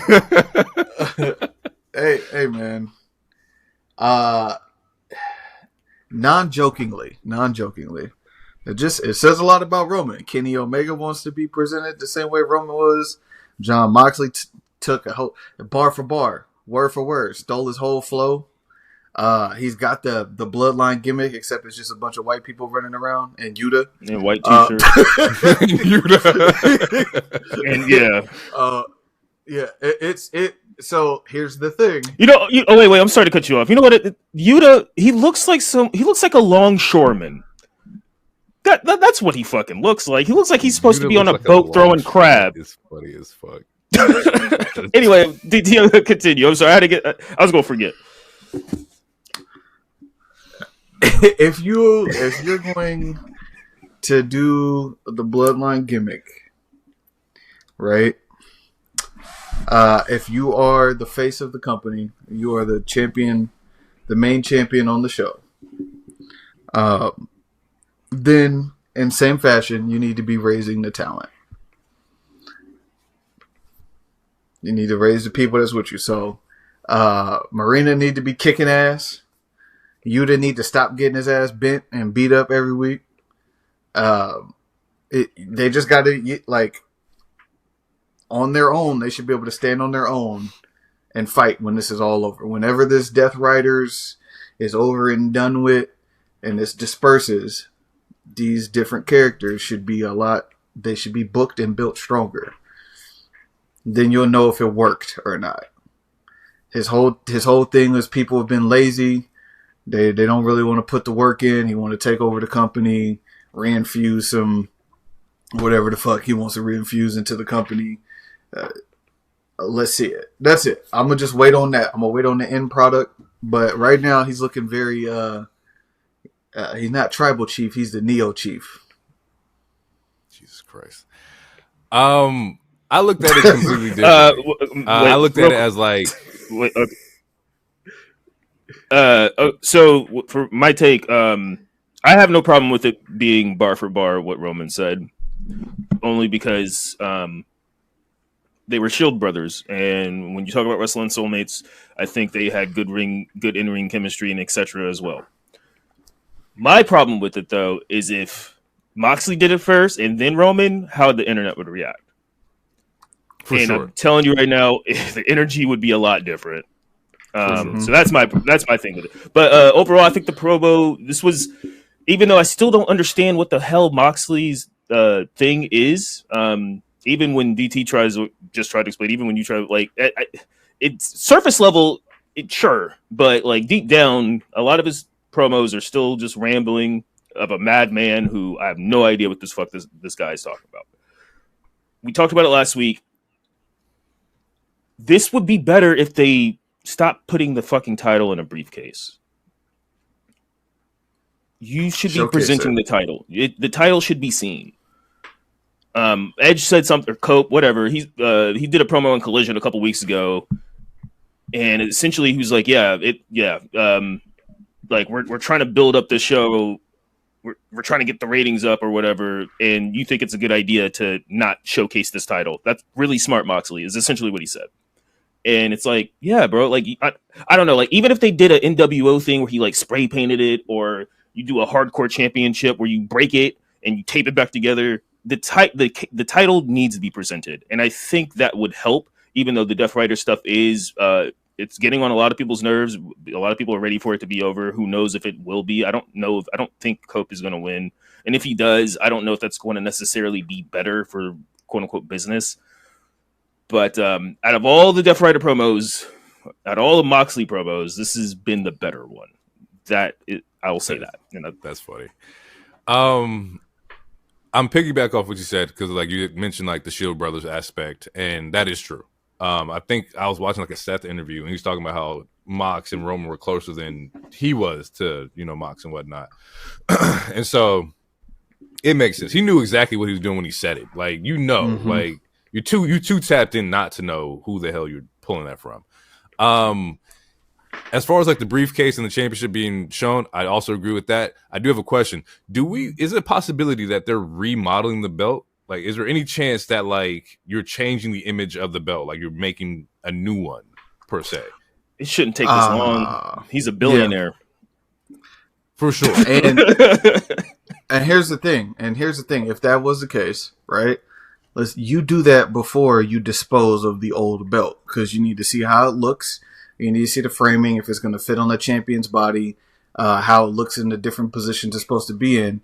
So you would already be working on that before you put the old belt in a briefcase. And then you put the old belt in a briefcase, maybe 2 weeks, a month, maybe. And then he reveals it out of the said briefcase and is now walking around with it. I'll only say that because it's not out of the box for AEW to fucking unveil two belts of the same thing they've done it before. They had like 5 different variants of the TNT. Scorpio Sky had his own one. Miro had his own one. Jack Perry had his own TNT. So it's like, if they want to make a custom title, they could have made a custom title already. It doesn't take 3 months to do that. I'm just saying, like, you've been bashing niggas' head with this briefcase for fucking 6 months now. And it ain't popped open once? Yeah, like, either this motherfucker is dust, or y'all just like are building like a completely new title and whatnot. And then Edge also smashed it with the bat, which I also think that was a bad call randomly, because he's like, you want to know what I think about this title, and then you start smashing it. So then why the fuck do you want to win it from him if that's what you think about the title? He said something after that too, to kind of like, the clip didn't do it justice, but I do agree with this sentiment of like, you should not be smashing the belt. You are the babyface in this, but yeah, it's been getting fucking beat up. This belt better come out looking like just a strap of leather. Pause. You said that they have had 2 versions of the same belt? Yeah, before? Punk has had like his version of the AEW title. Yeah, because he spray painted an X on it or something like that. Would Mox be walking around with 2 belts too? No, not like that. No. I know what you're getting at, but no. Usually it's done in the sense of like, Punk has his one with the X, MJF has one, Ospreay had his international, MJF had his American like fucking title. Like, usually the other person has the other belt, but not 2 belts. I don't need that. I don't need none of that no more. No more double champions. Okay, but to clarify, that did technically happen in the sense it was 3 instances. One was with Punk and Mox, one was with Cody and Sammy Guevara, and the other one was with Thunder Rosa and I don't remember who, but Tony. Like, yeah. So like, there's they don't do it anymore. At least it hasn't happened since Tony Storm, I think. But DT, like, yeah, they. Wait a minute. You said you don't want any more double champs? Yeah, I don't. No, I know what you're getting at. CEO has one belt in AEW. She does not have multiple belts in AEW. How many belts she walking around with? 4 from 4 different promotions, completely different. Okay. All right. But yeah, they had intern champions, so there were moments where like Cody had a match to get his TNT title back, and then Sami had it, and then like they held the 2 titles up, very similar to what Cody and Kevin just recently did. So like there has been moments of having 2 titles that look similar, but it's only because of the interim shit that was going on. You're right. Yeah. Getting out of that. Speaking of, since you just brought her up, my CEO has a promo. She's ended up fighting Momo Watanabe, who they had history in New Japan. Momo wrestles in Stardom. Mercedes loves wrestling like Japanese talent and whatnot. So she's going to be her opponent at Revolution in LA. From there, we get the what? Say it. Man. Let me guess. It's not for a belt. No, it's for the belt. It's for the TBS. She ain't gonna lose it. She ain't gonna lose it anyway, so it don't matter. Now you get into the program. Now you understand. All right. Yeah. No, when Roman was doing it, nobody had a problem. Hey, listen. You said she got 4 different belts from 4 different promotions. Look, if you can sit through 4 years of Roman, you can sit through a year of Mercedes. All right. I didn't sit the full 4 years. If she's elevating talent, that's it. And somebody else's job. Nigga, no, it's not. It's hers. Listen, hey, bro. Listen, it is what it is. Oh, fuck. We get Statlander versus Megan Bayne. Off rip, I need a rubber match. I need one that like doesn't have the interference of Penelope Ford. I did like they were in there scrapping. It did end a little short to me. I like the chemistry that they have. Course, right? You said what? I said, isn't that par for the course for women's matches in AEW? They're shorter? No. Generally? No. I mean, this is actually a longer match than, 55 seconds that somebody had because somebody wanted to show up in New Orleans and cut fucking time. But we'll talk about that later, okay? Yeah, that wasn't actually a match. That was a scrap. It was supposed to be a match. Yeah. It was. That But then what happened? No. Anyway, it's not about that. It's not about that. I got shit for Rock. We'll talk about Rock when we get there. Yeah, it's not about that. Me too. I got shit for it too. So, yeah. Bane ends up winning with the F5. We see that Penelope Ford comes in, they jump Statlander. This is where we get this awkward ass fucking moment where Thunder Rosa comes out with this goddamn chair and nobody fucking flinches. I ain't never seen anybody come out with a goddamn weapon. They look at him like, so what you gonna do? Like, do you not talk before the matches? They probably do, but like, I don't know what the fuck happened. She came out there with the chair. It was like just like jabbing with the chair, like nobody flinched. Both people weren't afraid. You know how crazy it is for you to come out with the chair and nobody fucking flinches? It'd be different if Megan was like, oh, I'm not gonna flinch because I'm the big whatever. But even the side piece looked at you like you was crazy. They made Thunder Rosa look like a doofus. And bro. I hate everybody involved. I hate everybody involved. Same. There was a lot of there was a lot of stuff that apparently happened backstage after this incident. We'll see if it ever comes to light or not. But yeah, man, this is not the first time someone, dare I say, went into business for themselves and made Thunder Rosa or anyone, or specifically Thunder Rosa, look like a fucking idiot. You made this baby face look like a complete fucking dork. Just dork. Nobody rolled out the ring. You can't even like, hey, let me just roll out. Like, let me get away. Let me walk through the crowd. Anything. Like, or like take the chair shot to the gut, get up, attempt to swing. Thunder swings. You roll out of the ring. You yelling and pointing, bro. Like. Even if y'all both just ran, like, god damn, bro, do something. Even Statlander got back up and was trying to like even the odds, something to make it look better than what the fuck just happened there. Because that shit was ass, bro. This shit was so bad. You could hear a rat piss on cotton. Everyone they were confused. No fear, bro. Zero miedo, nigga. Zero fear. Fuck, yo. They announced that they're doing the tag team match with Statlander Thunder versus Megan Bayne and Penelope Ford. Hopefully that is a lot better than anticipated. But Jesus Christ, that shit was terrible. Looking goofy as hell. And Rosa better get the pin. over. On Penelope. If you're not pinning Megan, let her pin Penelope. She needs this for sure. Needs to dub. Don't have her come out looking fucking crazy. And then since y'all wanted to play last week, when it's all said and done, I'm gonna hit you with the chair this week. Yeah, I gotta get my look back. Yeah, gotta get my look back. Yeah. Next up is the Ricochet promo. Promo of the night. He killed it. He had a good promo. It was great. Up until the end. The last aha, like you didn't need to get that off. You didn't. It was unnecessary. But let me break it down for the audience. So Ricochet comes out. He's talking about, he's shooting shots at fans and talking about Kevin Durant leaving, just being typical heel stuff and whatnot. Says he's a winner and that he's not, he's moving on from Swerve. He doesn't want to fight Swerve or anything like that. He wants to go into bigger, better things. He's beat everybody from Swerve to Ospreay to Darby, Commander, just feeling himself. We enter in Nana, who comes out, and Nana lays out a really good promo about the robe. Really good promo. And the meaning of, behind it, and that he bestows robe upon people who've earned it. Ricochet, you did not earn this robe. I need you to give that back to me. Let me get that. You're not one of the ones I bestowed upon this. Send that back. Ricochet look at him like, take it. Hard. I want it back. Yeah.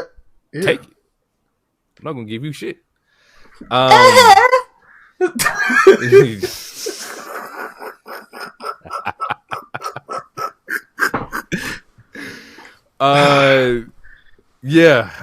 was mentions that that the 3 decades of the robe has been passed down, making champions, making history. I believe the robe was also part of a wrestler that he managed that had died, and so it has sentimental value and whatnot that they've been mentioning in AEW. They mentioned the robe when Swerve first won his belt against Joe and whatnot. He wore it then. And then like I said, we get the Ricochet saying "take it," and then he gives us the aha. Like Ricochet, prior to the aha moment, solid. He's in the character. He looks good. He looks comfortable. Like in his bag. This is probably Ricochet's best promo. There's no probably. Yeah. It is. Yeah, it's without a doubt. Hold on. I'm trying to find. All that matters is that it's consistent. If it's not consistent, then all this is just a white whale. So it shows me that you can do it. It shows me that you have the ability to fucking portray this character and portray you can do promos. I haven't seen anything to where Ricochet actually sold me on like, oh, he can do this shit. So I like it. I like the cross between the Dahmer and wrestling aspect, the scissors. Like it's all working. The character's working really well for Ricochet. What you looking for, DT? I'm looking for my exchange with Samantha post Ricochet promo.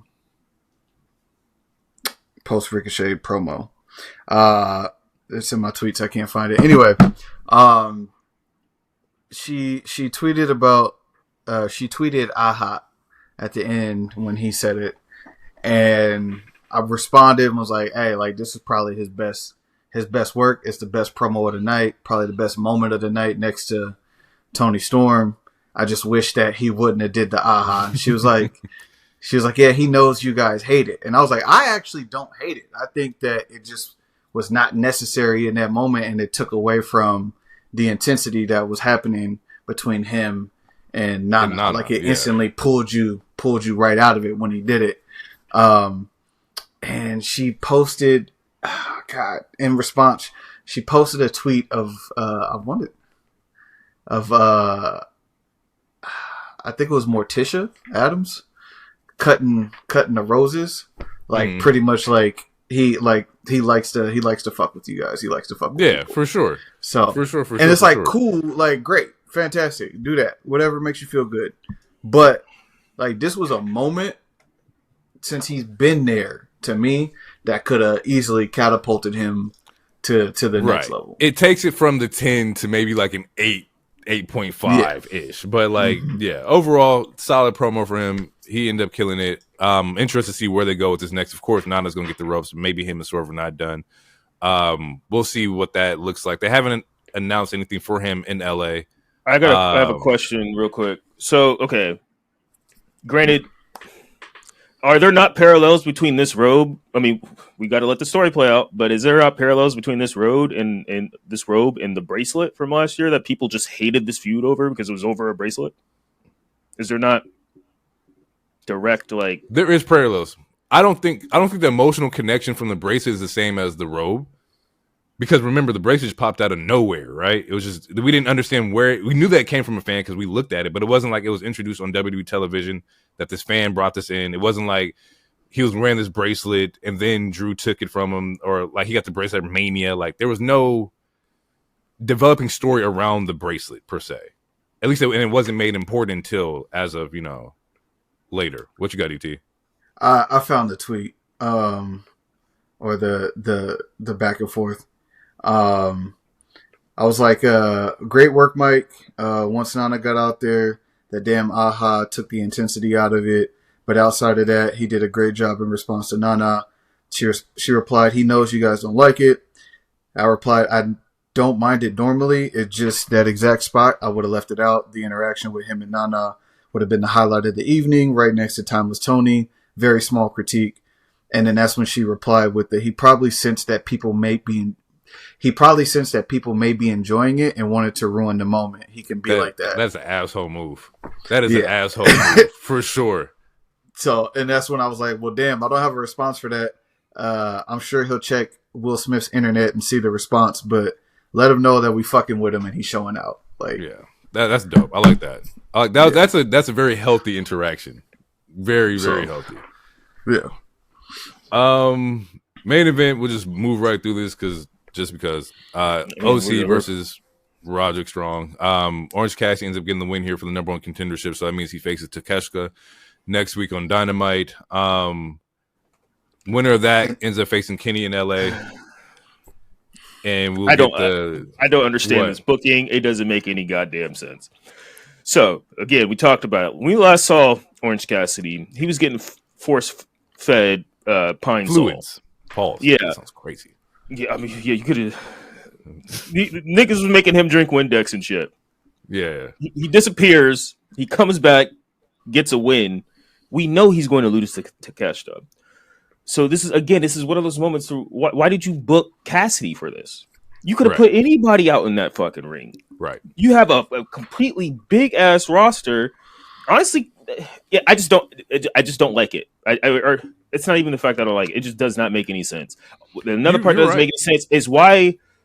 Well, no, I'm gonna. Why? Why does Takeshita have to fight somebody else before fighting Kitty to have his own belt just for Kitty to fight for whoever's having the belt? Because when that nigga said he wanted the Roman treatment, he got it. You're going to skip the line and just say, fuck these niggas. And what are we going to do? Complain about it? No, it's Kenny fucking Omega. If he wants to fight, I'm complaining right now. It's like it's close to what it's very a la of what Cena just did for the Chamber, but but when you I don't know. But that's like, yeah, but man, just do the match with Takeshita and Omega. They already fought. They just had a tag match. Why we didn't need the middleman? Basically, what you're saying. Yeah, there's a whole rigmarole to where Takeshita has to. We had a match you had two. You technically have two number one contenders. You have a number one contender that's in the resting bracket. He got his playoff spot, so he's resting this week. Yeah, he got to bye. So then you was like, all right, what's Takeshita gonna do? He's the champion. He should have a bye too. But no. We're going to make him fight. And theoretically, if he lost, then it's going to be Cassidy versus Omega. Yeah, but we know that's not going to we know that's not going to happen. So then why even make this possibility? Unless there's like some story element that you're tying to this second match between Cassidy and Takeshita, which I don't think that's going to happen. But it only makes sense unless something's going to happen, particularly in that match that progresses a storyline between either Kenny or progresses a storyline between Orange Cassidy. That's the only way this makes any sense. But if, in theory, if you're in Orange Cassidy's shoes, why the fuck are you returning to fight for this one title when, again, you just had this gang make you drink bleach? Yeah. You don't want revenge? The only What time happened I to see that. You're right. No, you're what right. happened to the baby faces trying to oppose the Death Riders? There was an They got their ass episode whooped. where the Said no entire more. roster was, and Yep, that's why the outside. That's why the Yeah. Death Rider. So He's not- now I'm kind of on their side because now Moxley's right. Like, y'all a bunch of pussies. You had everybody in the parking lot waiting for some smoke. Y'all got smoked. Now nobody now everybody's just back to business as usual. Like nothing happened. Nigga, they made you drink called bleach. you out and said you weren't a leader. He said he wasn't a leader, and now it's looking like, nigga, you really not a leader. Like, damn, bro, we wanted to believe in you, but if you're not gonna get their lick back on the niggas who made you fucking eat bleach, why do I even care? Right? Like, you shouldn't be here, kind of thing. So you are right. It does make him look like the fucking Death Riders was right, but it's like, goddamn. When I talk about ambition, this is what wrong. I mean. When I talk about drive, like, what is your character's ambitions, my nigga? Like, you wanted this, you wanted the world title. You drink bleach, and now you're like, I don't want that kind of smoke. I'm gonna go for after this other title. Challenge for the world title. Fuck that. Had a Get your match. revenge, bro. You had Cope and Jay White getting their ass whooped because they're outnumbered. Why isn't your fucking freshly squeezed ass helping? You're right. Hey, nigga, maybe the Clorox changed his mind, bro. You know, it gets out all the stains. It might have changed his mind. Don't just say it. Little Clorox do wonders, nigga. Okay, I like that. I like this. Okay, first of all, time out. I like the fact this nigga was getting his shit off, and he's talking about revenge, and niggas getting his lick back. Tell your nigga Seth that when you see that nigga Phil, I want no excuses.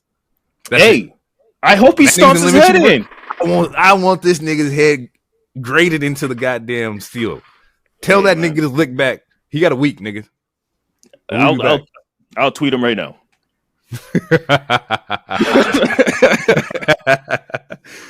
Post match though, we see that Kenny comes out because Don Callis comes out and they end up jumping like Orange Cassidy and whatnot. Kenny comes out to even the odds, and then show ends with a V trigger, Orange Punch, and then Kenny holding up the international title. I have no ill will with the way Kenny's being used. Use him that way, bro. Like, he's not to be wrestling. He wants the Roman treatment. Give him the Roman treatment. I'm all for it. The niggas who are the greats should not be wrestling like that. I respect it. Yeah, no. The schedule wise, no, yeah, absolutely. Yeah, like it's just a drive and Air Forces. Cool. It's just a drive and ambition for me. Like I said last week, it feels like everyone's playing a video game and they're just focused on side missions. When in reality, you got the Death Riders. You need that's the main story, and I feel like more people should be focusing on this main story instead of trying to get XP doing side missions. And the funny thing is, you are right, because it's like everybody's focused on side missions. Death Riders running havoc. MVP and Bobby was literally hurting people. Like, nobody's focusing on like the damage that's really happening around the company right now. Like, it kind of feels like America almost. It almost feels like America right now. Like Trump is doing all sorts of shit, but man, them trans reading books to my kids. We can't do that. We're gonna ban all the books. Let's ban books. Egg prices. These eggs. Hey, hold on. Eggs is expensive. Yeah, nigga.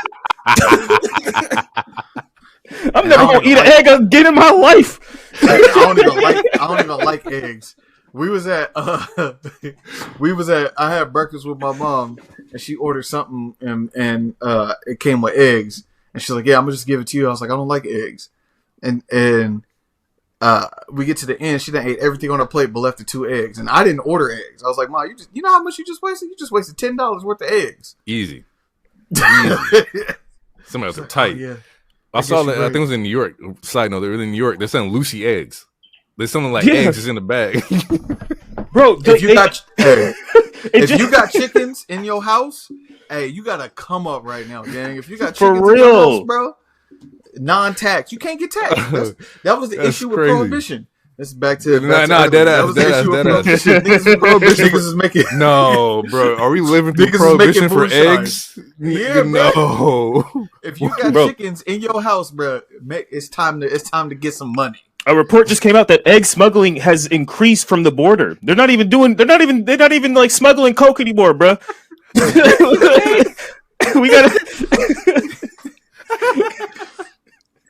Hey, if a carton of eggs is $7 here, if you can get it anywhere else for $3.50, and flip it, or if you can make your own and flip it, come on, bro. If I start seeing vacuum sealed eggs that float up on the coast of Florida, nigga, I'm going.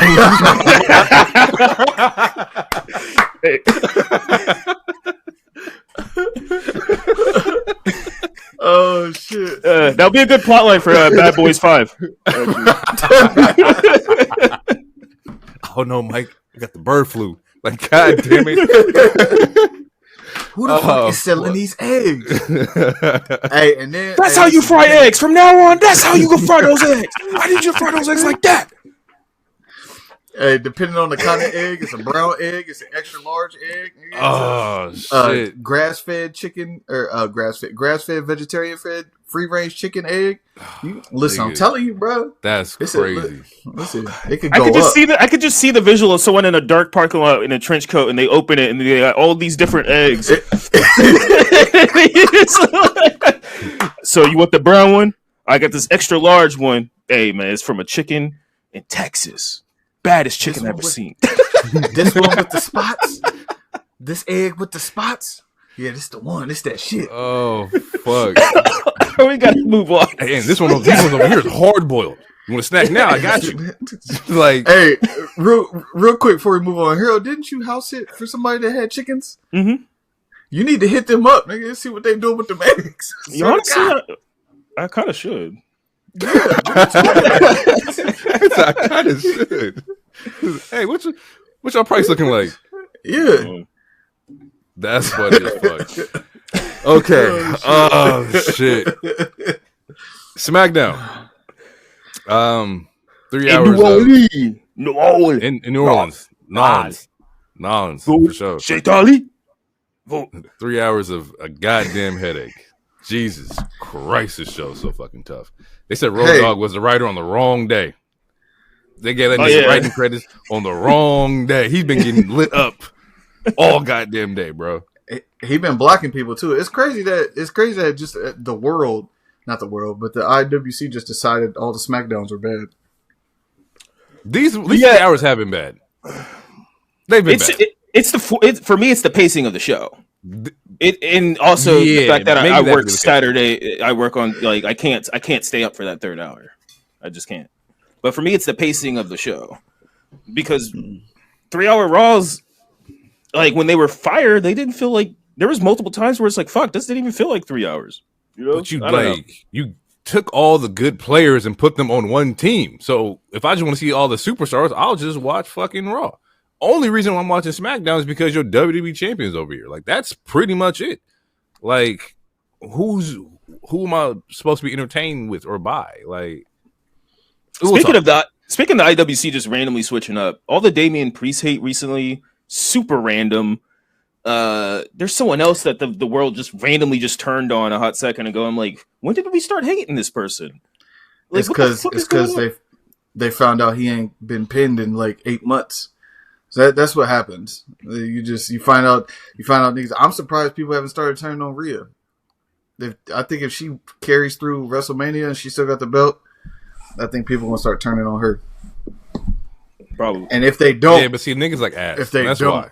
Yeah, if they don't, there's only one I know reason why. I know why niggas not turning on Rhea. Like, yeah, it makes sense. We get Drew versus Big Jim.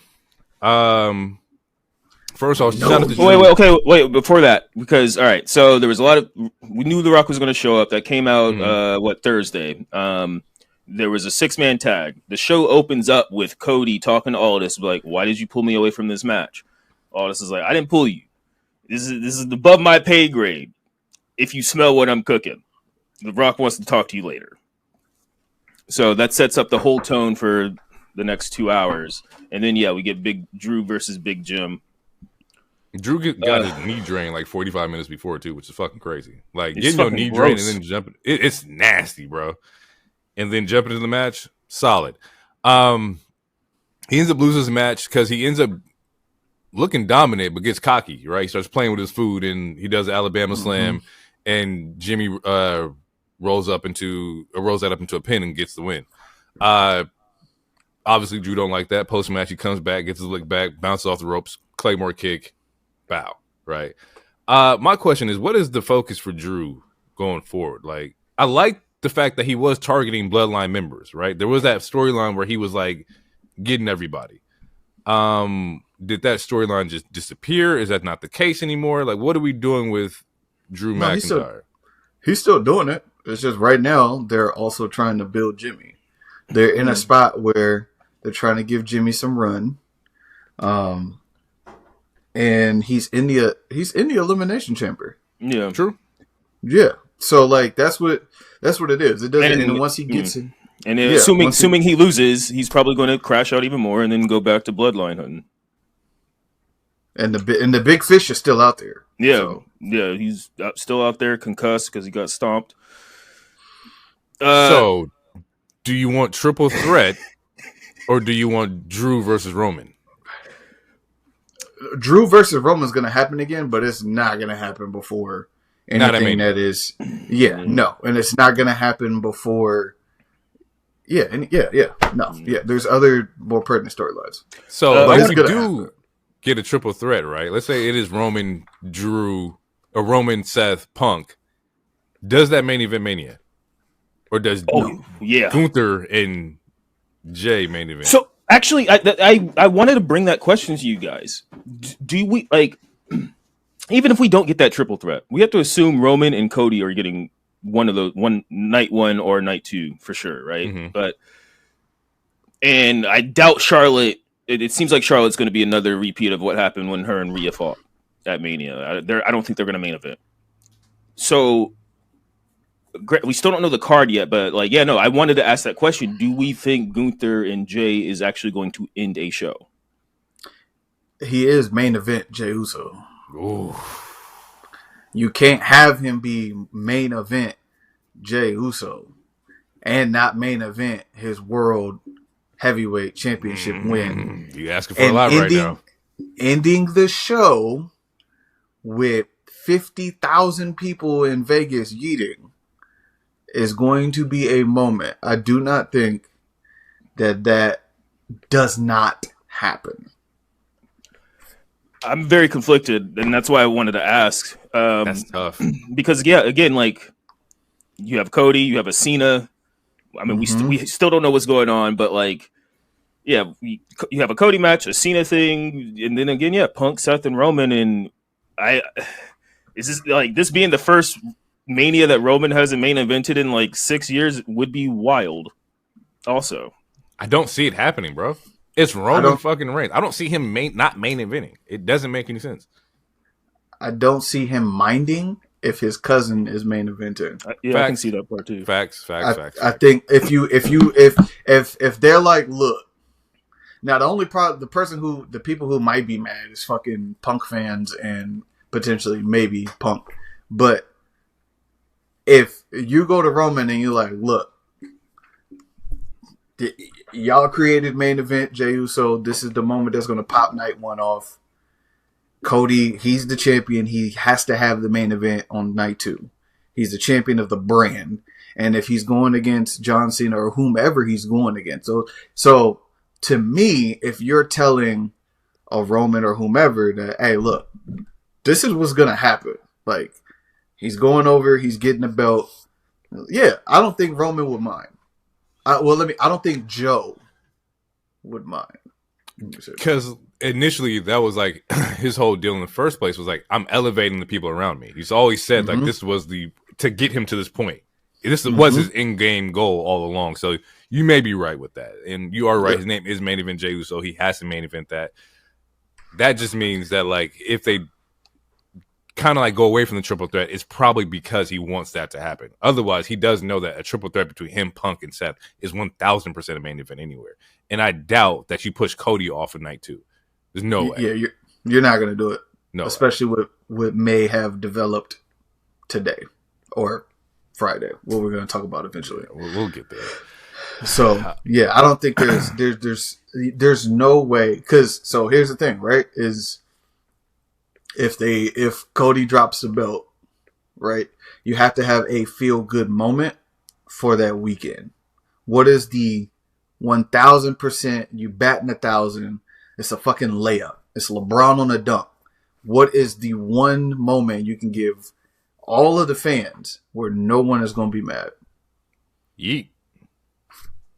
Well, the thing is like, let's take it back because people were pissed off that he won the Rumble. But the thing about let me land. The thing about it is that like every kid in America went crazy for Jay. This is not meant for us, nigga. Like it's not meant for the grown man. Like I want to see CM Punk and John Cena. Like you had that 10 years ago.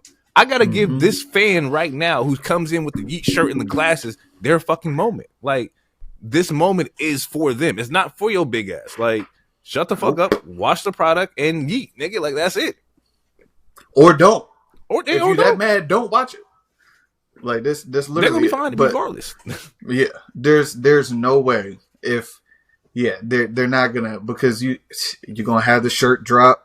On that raw after he's coming out with the shirt. Yes. He's gonna have the belt.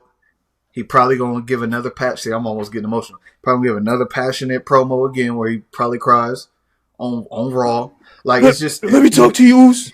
They said I was a tag team guy.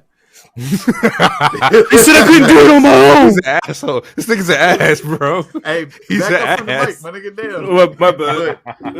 But even if tag team guy. And even if Jay only has the belt a month, like to Backlash, like you're going to, they're gonna pay it off for the kids for sure. There's no way they don't do it. Absolutely, no way they don't do it. And that would be the main event. You're gonna have the kids staying up there late. God damn it, they're gonna be eating. They're gonna eat 10 minutes straight after the damn. He gonna be in the city of New Orleans or Vegas eating, nigga. Like he's hitting the streets, nigga. Like his kids gonna be in the ring. Yeah, bro, it's gonna happen, bro. You don't got the move set, Oos. They said they're like, you can't do it, but y'all got me. Jesus Christ. Hey, this is not me making fun of Jay. I like Jay. I just when he does get emotional, that's how he sounds. Though. They said I'm just a tag team guy. They said I couldn't be out of breath too. He done did yeeting through the crowd. He out of breath, cutting his promo, crying and shit. It's like there's a lot going on. Like lot going on. He's keeping it in like the brothers. We see Solo arrives at the arena. Jacob and Tama approach him and whatnot. They not really fucking with him. They not fucking with Solo. He says what happened to Tama last week was an accident. And Fatu says, "Oh, I know it's an accident. Because if it wasn't, keep it 100. Because if it wasn't, you would me. I would have laid your ass out. Hell, I would have been sitting here right now." Hey, man said, "Hey, you know what? Y'all got a match today. I'm being in your corner." He said, "Nah, you gonna be in the match." I love. Okay, I'm gonna go talk to Aldis and make this happen. My bad. Let me go get this right. Hey, stop playing with my nigga Solo, bro. I don't like this role. I hate it. I understand. Jacob is Jacob, but fuck no. We do not go from Tribal Chief. You got the Ulafala fighting Cody and Roman and shit like that to where now you the one making errands to Aldis. Yeah, hey, fuck no. But listen, but listen, no. It's the way it's happening. Yeah. See, right now, Solo still perceives him being the one in charge from his perception. But Tama and Jacob know there ain't no leader right now. but really it's Jacob. And what's gonna happen? First of all, shout out to Jacob. He went from literally watching WrestleMania last year, literally in the crowd, to this year he is going to be performing in WrestleMania. And in that 12 leads months. leads into the question: is it Jacob versus Solo at Mania? Absolutely. That what we're leading to? Probably, yeah, it's without a doubt. Yeah, without a doubt. Because they're gonna give Jacob this win. I don't want him to get this win. Like I understand I understand it. It's gonna pop. When he say Fatu at the end, all this work and to follow Solo and the character development that Solo has, just for him to lose to Jacob, the nigga who we all know is going supposed to get the dub. He's been like that since day one. It makes no sense to me. Well, it makes sense it makes sense in the sense that if this match happens, people aren't going to boo Fatu. Fatu is going to have to be the babyface in this situation. So Mm-hmm. yeah, like he would make more sense if he won, and because you're not going to boo him. No, the people don't want to. No. People don't want to boo him. Like people are No. ready to cheer this guy. Which is why they keep him away from certain people. I wonder if Yeah. y'all pay attention. Like he's being put away from certain talent because they know y'all gonna It's a cheer money Jay. match. Yeah, and also it's just a money match. Like again, like in that because I referenced the Braun Breaker interview, he was like, I want to fight Fatu too. Like you seen how the crowd reacted to just our face-offs, like. And like I mean, shit. Like when Penta came out, like we named like 8 matches. I was like, I need to see that. For Like sure. yeah. So it's like they set up. It's just how we gonna get to all these individual matches and when will they happen? Like some of these might not happen until 3 years. Who fucking knows? But yeah, it's getting there though. And when Fatu says I loved you Solo in the match, that's gonna pop too. He's gonna bring that back out for that match, and then we'll probably never hear it again because it didn't start popping, bro. I'm telling you, it didn't start popping. They gave these until niggas the end of it. Ric Flair, Shawn Michaels moment. No, not like that. Not like that. He's gonna be beating his ass, and he's gonna Like say, I loved you, you. and he get a Samoan drop. I'm gonna lose it. Yeah, and the crowd is going to. They're gonna say it's gonna be dope. It's just All right. I got no choice but to go for the ride. It's about to happen. So we'll see how this shit plays out. We got Louisiana Knight and R-Truth versus Melo Don't Miz. Love this segment, bro. I love this. I got. I thought it was Ricky Saints No, coming out. no way. I thought it. To me, it made sense. I thought it was Ricky Saints. Next to R-Truth, no. There's you can't trust what Truth says. That's why, like, it didn't, like nothing he says is going to be directly what he says. You know, that nigga say, "Oh, I got Triple H." He don't got Triple H. He would have been like, "I got the Rock. Bro, I got the Rock." Ricky Saints come out. Anyway, I love this. I love it. What do you like about it? I think it gives him something. It gives him something to do. As far as Melo goes, him being paired with the Miz, it doesn't have to be fucking long term, and it gives him time to be under the ring of a veteran. Also, someone that they have a similar cocky ego character. Like I think to me it works, and it doesn't have to be long. And like they can branch out later, but I don't know. To me, it works. And I don't know. I like seeing the pairing. I don't know. I don't know. I don't know. I just like it. I don't know. I don't know why the internet's not really fucking with it. I don't know what I don't know what I like about it yet, except for just like looking at it and like seeing the interactions and it like, makes sense. Yeah. It makes sense as far as like, you know, character work, you know, who you can learn from. They did the combo code breaker. Shit was heat. Yeah. 48 hours. What did I write down? I think I called it I called it the 48 skull finale because I didn't know what to call it. But yeah, so like that was dope. and I think just because like people just have such high expectations for Melo, like it's like that everywhere. You know, like what DG? Well, the reason being they have high expectations, etc., is because they're juxtaposing what they're seeing with Braun Breaker with Melo, Lyra with you know Stratton, like everybody who's got drafted within the year or two, they're hitting milestones, and the only one who hasn't is Melo, and Melo is better and has had better matches than for sure. XYZ.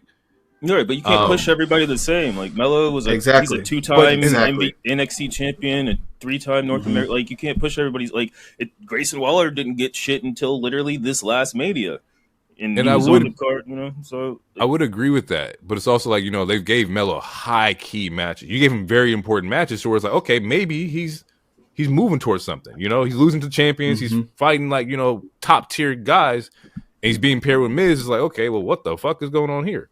Miz is going to be his next future opponent. They'll do something for maybe a couple of weeks, absolutely, and probably post Mania because there's so much shit going on. But they're post Mania, they're going to break up. There'll probably be a turn, and this is where they'll be able to decide if they want to try and push him as a heel or push him as a face. If he beats up Miz, he's probably going to get cheered. If the Miz, or hold on, I might have fucked that up. Yeah, I think it's the opposite way. Yeah, the opposite of what I'm trying to say. Yeah, so they'll have a means to push him either way for that feud. And I'm not knocking anybody who has like, once again, high expectations, or also like, you just want to see Melo do great shit because Melo has a great resume in NXT.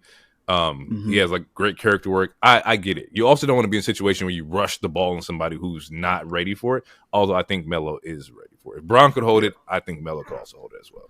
So once again, let it play out. I'm not stressing. I'm just looking at it like, okay, we got to eye on you, Melo. And he's still in the U.S. title picture right now. He's still orbiting it because Shinsuke comes out during this match and whatnot. Yep. Also, like it's what I don't know. To me, it's like really it's stan shit. Like, and granted, I'm a stan for certain characters, but it's like you can't. The nigga is on TV every week. Every week, and wrestling. Even if he doesn't, every week. And if he doesn't wrestle, he still has a moment every week. It's not like he's in catering. I would understand all the arguments and crying and whatnot if like he was just in catering and we don't see this guy, But like he's being positioned like you can't push everybody the exact same. Like who knows what Ilya would be doing right now if he never got injured? But you can't push all the new talent exactly the same. He's going to get his. Like, I don't know. I think people just got to be patient. You could say he's on TV every week, which is true. But it's also like Carlito's on TV every week. Like, my point being is what's the level of like success in that? Like, if you're on TV, he's like Carlito's getting merch deals, he's in promos and shit like that. He's interfering in matches. He's being used every week. What's the difference? Like, what do we like?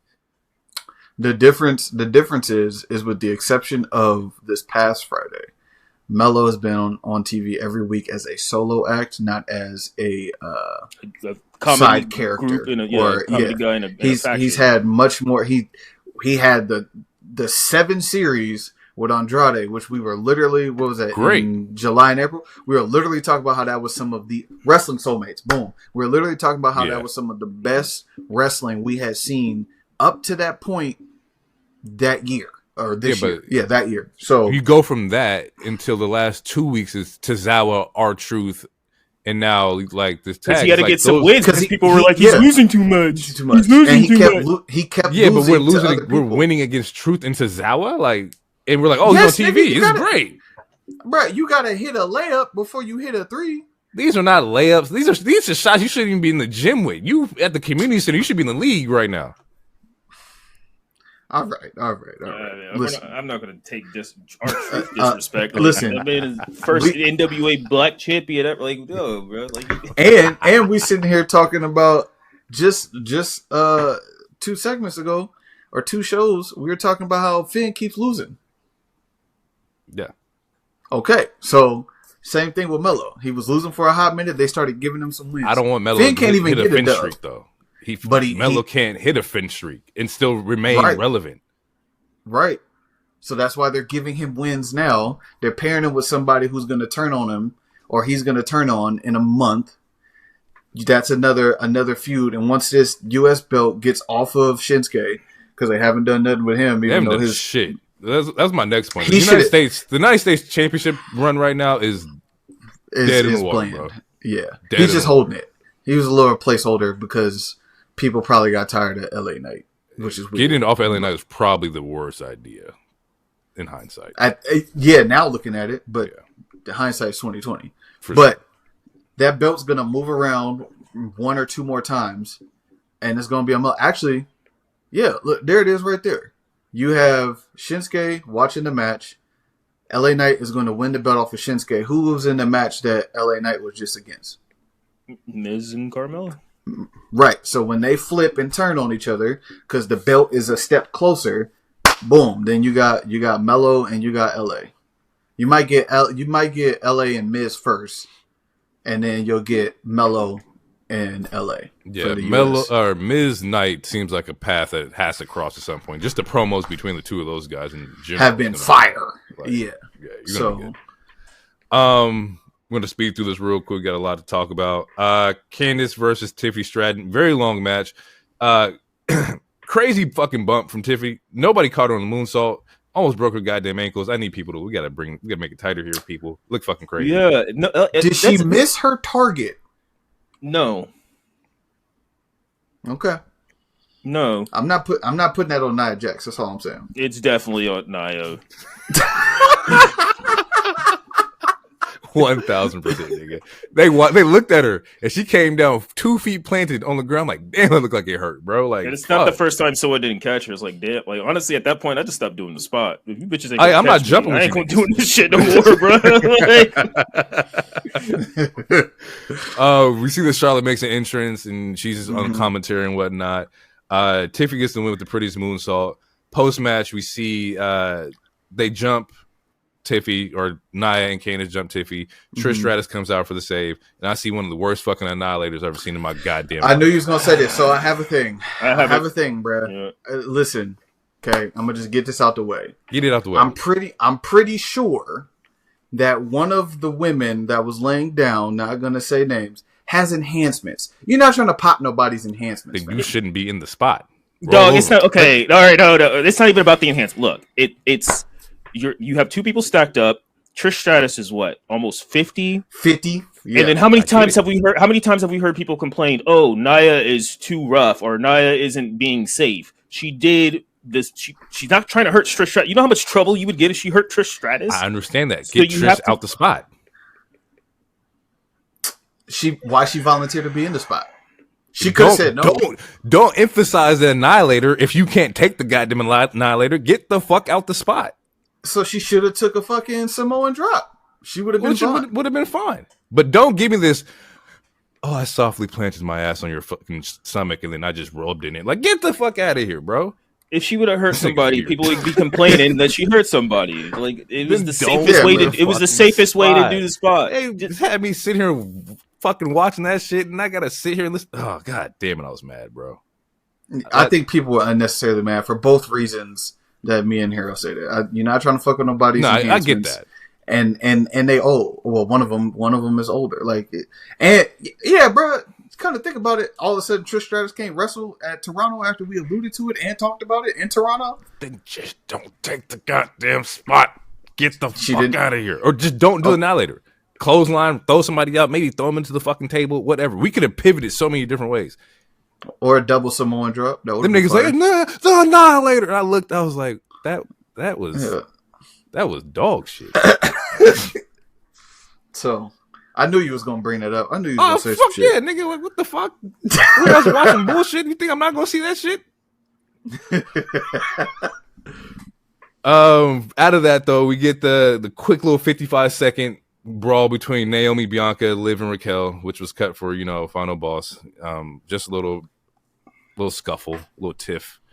And hopefully that sets up a match for them next week. They're probably going to give them a match next week, depending on who wins. It's on Monday. It's Monday. Okay. The beautiful thing about the tag belts only being for one show is you can be or not one show, but one set is you can be at both shows. Question. So, there's no championships defended at Elimination Chamber. Nobody's defending the belt. Monday, you have the Io and Rhea match. Could that not have been an Elimination Chamber match? Like, why are we holding it over? Not looking at any direct answer or nothing like that, but why are we waiting to do that match on Monday rather than doing it on the PLE? One word. Netflix. Rhea Ripley. Netflix. You're gonna have like that's a match that should be at a Mania. Really, even on my perspective. So yeah, just do it on. No Netflix. Question, they're main eventing. No question at all. Yeah, I would assume so. Yeah, no question. I would assume that. Yeah. It's Netflix, so they have to continuously keep their top key people. What? That was right. On like wrestling, they have to be there. All right. The moment we've been waiting for, people. Final boss, Dwayne The Rock, appears in New Orleans.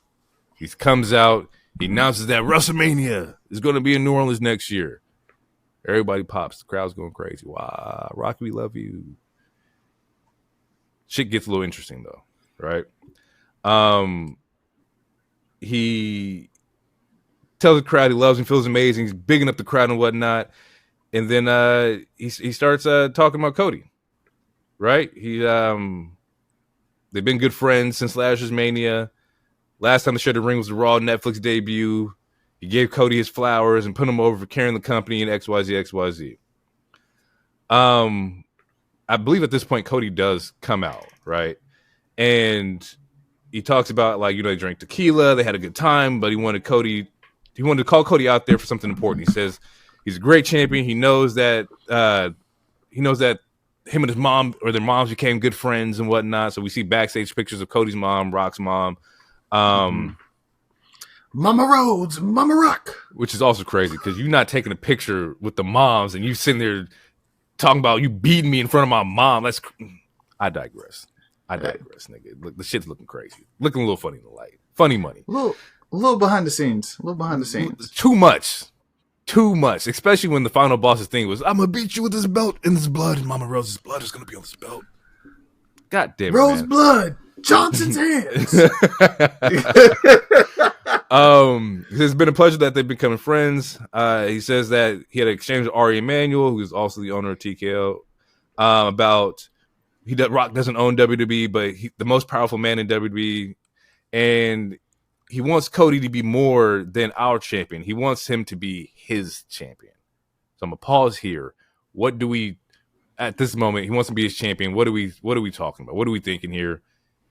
Like, we're looking at corporate champion. We're looking at what does Rock want with Cody? You wanna take it away, Hero?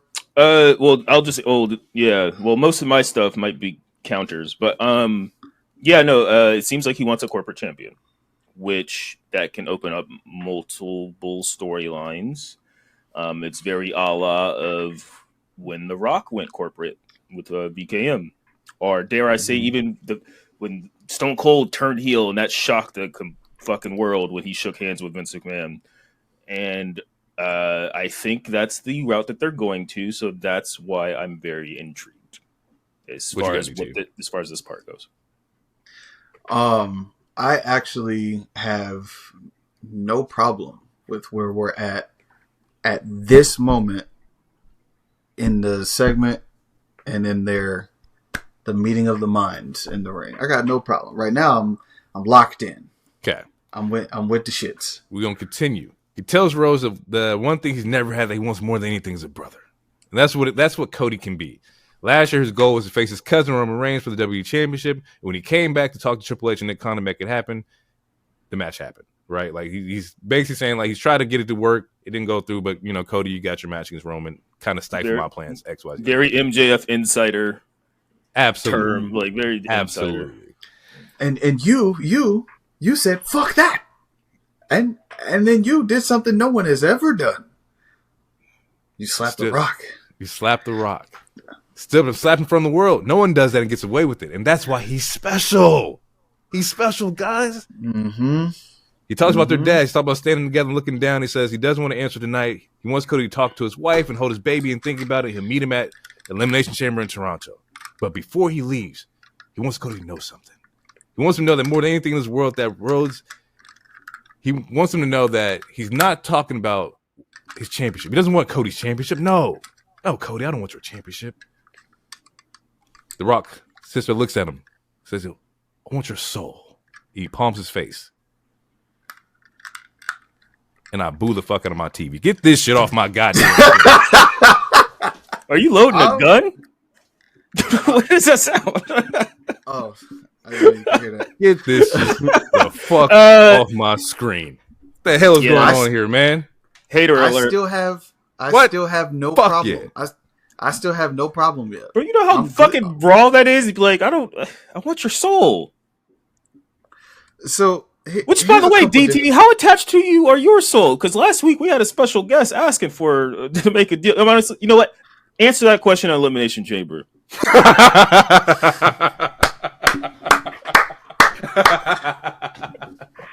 Stupid. So here's my thing, right? I still, up to this point, I'm Gucci. I was fine the whole 30 minutes. I thought it was great television. I thought it a great twist. I was good with it. I know where you're going. Let me get the detail off, and I'm gonna let you go 1,000%. If you're talking about the press or the post, hold on. Let me give you this little tidbit. All right. So the last couple of times we've seen Rock was Mania. He has to hold Cody's belt, right? You know, he's like, you hold mine, I hold yours. Pause. Sounds fucking crazy. Hey, yo. We see him on Bad Blood. He walks out, puts up the 3 fingers. Never explains what the fuck that means. Okay. Mm-hmm. Then we see him on Raw on Netflix. He's suddenly a face. He's bigging up Cody and Roman and all that. Mm-hmm. Nothing's fucking correlating here.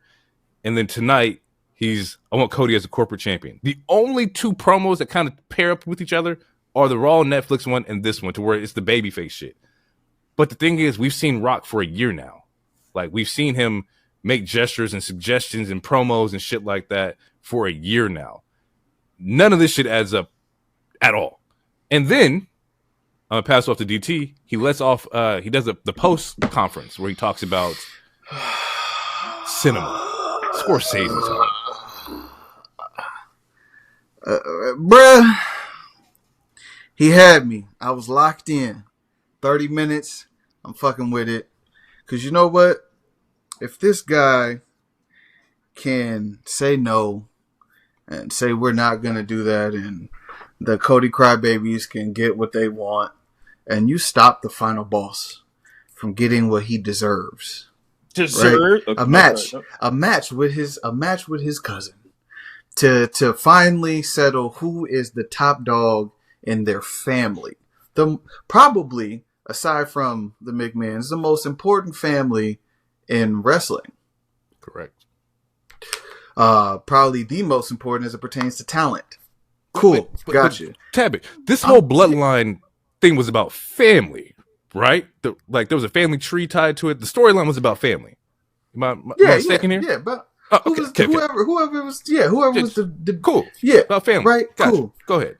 It makes sense that and then you come and you say, you took that from me. So what I'm going to do now is, because no one tells the final boss what to do, I am going to put you in a situation where I'm going to buy your soul. How much is your soul worth, Cody? You want to be QB1, you want to be the guy, the face of the WWE, you want to be all these things. But in order for you to get that, you have to give me your soul. I'm down with that. Because now we get to see the last couple of months, we saw like a little darker side to Cody that I talked about before. We can start to see like there's opportunities for these things to happen. They may not happen, but there's opportunities. He doesn't have to be the white hot baby face he's been. And then we get to the press conference. And this nigga blows that shit all up. Kills it. In one sentence.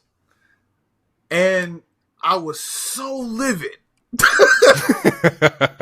And in our world, most things culminate with a match. Everything in pro wrestling, it ends with the match. And this is a way to tell a story without it being that. I understand what you're saying, but this is wrestling. It should end in a match. Mm-hmm. There should be some physicality. You might be method acting for your Martin Scorsese film that is coming down the pipeline. Congratulations. Shout out to you. But this is wrestling. You two should be fighting at some point, and it doesn't have to be over the belt. Necessarily. It can be.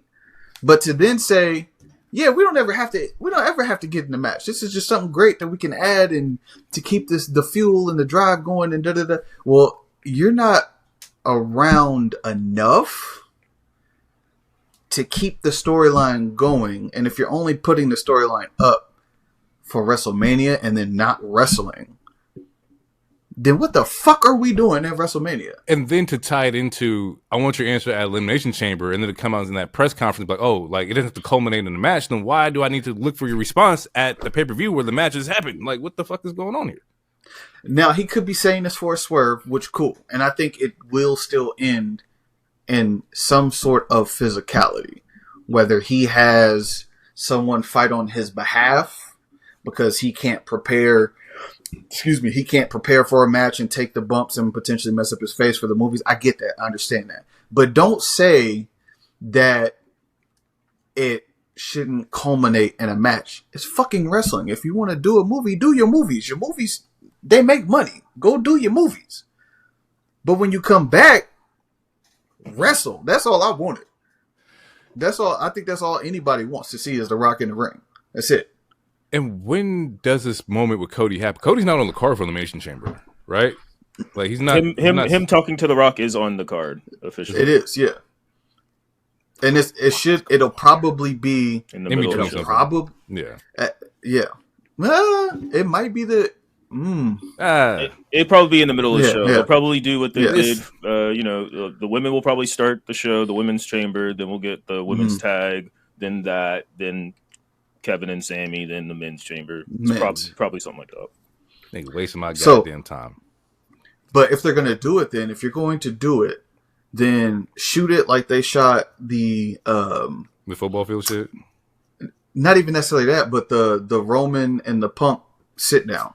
Shoot it that way.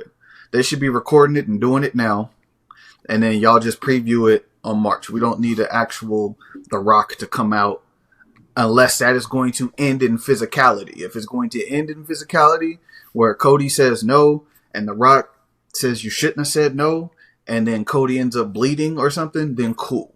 But if you're not going to do that, then just have it be the little video package and have it be that. But there's no way that you can say in a press conference, because I get it, he's playing two roles in the ring, he's a final boss, and then when he's in a press conference and he's not there, he's Dwayne The Rock Johnson. Cool.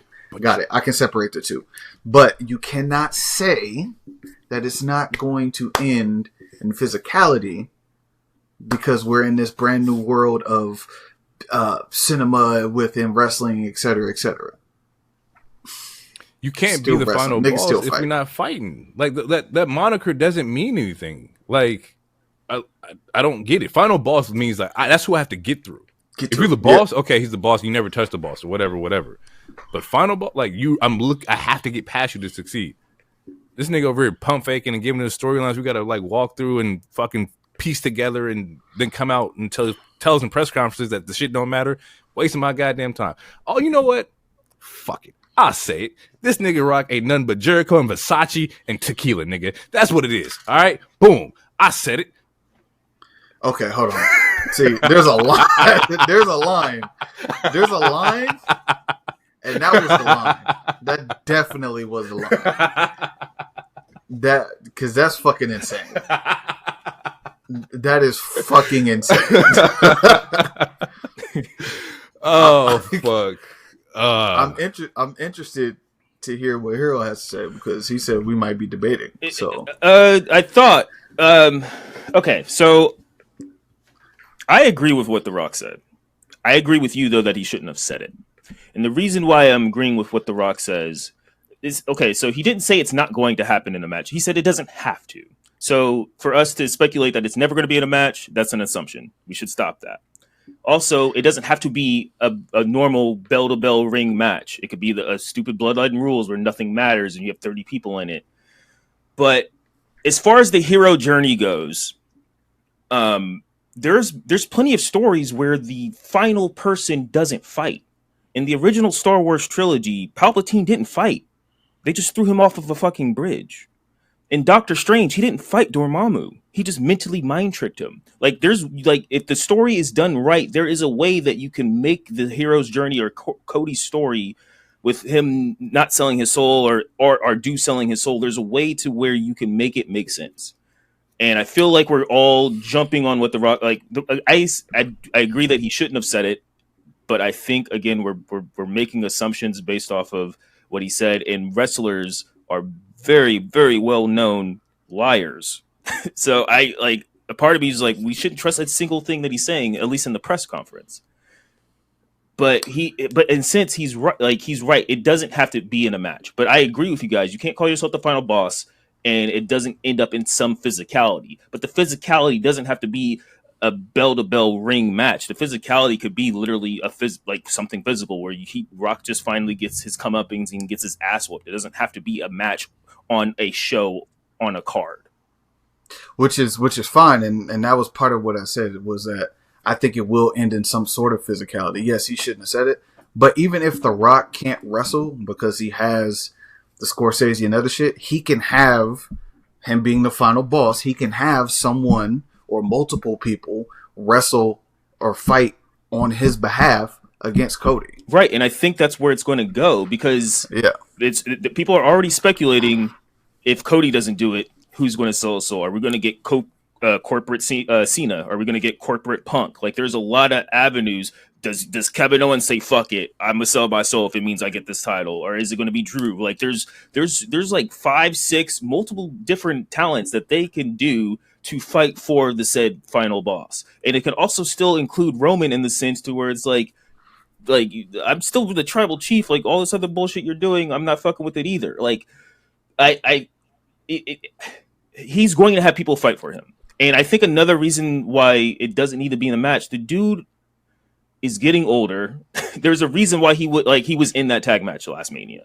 And I think at the end of the day, it was best for business. Like, if he's going to fight Roman or if he's going to fight Cody, like those are cinema type matches. That's a 20 to 25 minute match. He will be gassed. Like, in-ring wrestling condition is obviously very different than other kind of conditioning. So maybe this is a soft launch of, I can't really do that shit in the ring like that.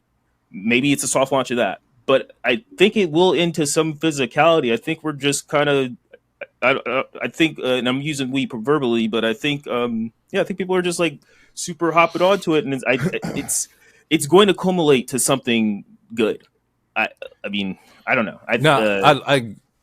I like the storyline aspect of you saying, like, you know, he has people that works for him, that does his bidding and whatnot, right? I like the idea of, hey, this is a title match between, let's say, randomly, it's like CM Punk versus Cody Rhodes, and it's like whoever ended up selling their soul to fucking Rock actually found a boss, made it a triple threat. You know, like having that element of control to where, because we've seen that Pierce or Aldis doesn't have control. He's pulling people out of matches. That means he also can place people in matches. He can change outcomes of matches. Like, if that's the element that they're dealing with or that they want to go with, okay, I can get down with that. If it's done thoroughly and properly, if it's given the right creative, like, time and freedom to actually, like, you know, build, fuck it, let's rock with it. It's just more so like this whole third wall of breaking, you know, character and whatnot is what's tripping me the fuck out. And you said, like, you know, we shouldn't take anything that Rock says seriously. You know, wrestlers are notorious liars. That is the case. But when it comes to him, it's different because he never fucking talks. We don't see him. We've been waiting for him to fucking talk. So anything that he does say, we kind of take it as law because we don't ever see you come back and, you know, what does the 3 strikes mean? What does, you know, what did the moment between holding his belt mean? What did you whisper in his ear? Remember, like, that was a whole thing. So it was like, there's so many different open. What did you put in his hand? You know, it took us like it was a watch to figure out it was a watch. Watch. Like, it takes so long for us to get the answers from Rock that everything we see and hear from him, we take it as law because we don't know when we're going to get it again. That's also, like, that's how I look at it. Okay. I mean, I can see that. And it's funny because, like, to kind of spin off of everything, the whole cinema aspect, we were talking earlier about, you know, through the news and pre-production about what we're going to mention. And we talked about Michael Cole coming out, right? He's on the Impulsive podcast. He comes out and he says that, you know, WWE is in the business of storytelling and not professional wrestling. We're not a professional wrestling company. We haven't been a professional wrestling company in a really long time. We are strictly storytelling, and that's why Netflix picked us up. Makes sense. Netflix is episodic. They're looking for stories. They tell great stories. It makes sense when it comes to producer credits that they are doing things in the vein of stories and not professional wrestling. So if that's going to be the case, give me great fucking stories, right? Let's just make this shit fucking pop off.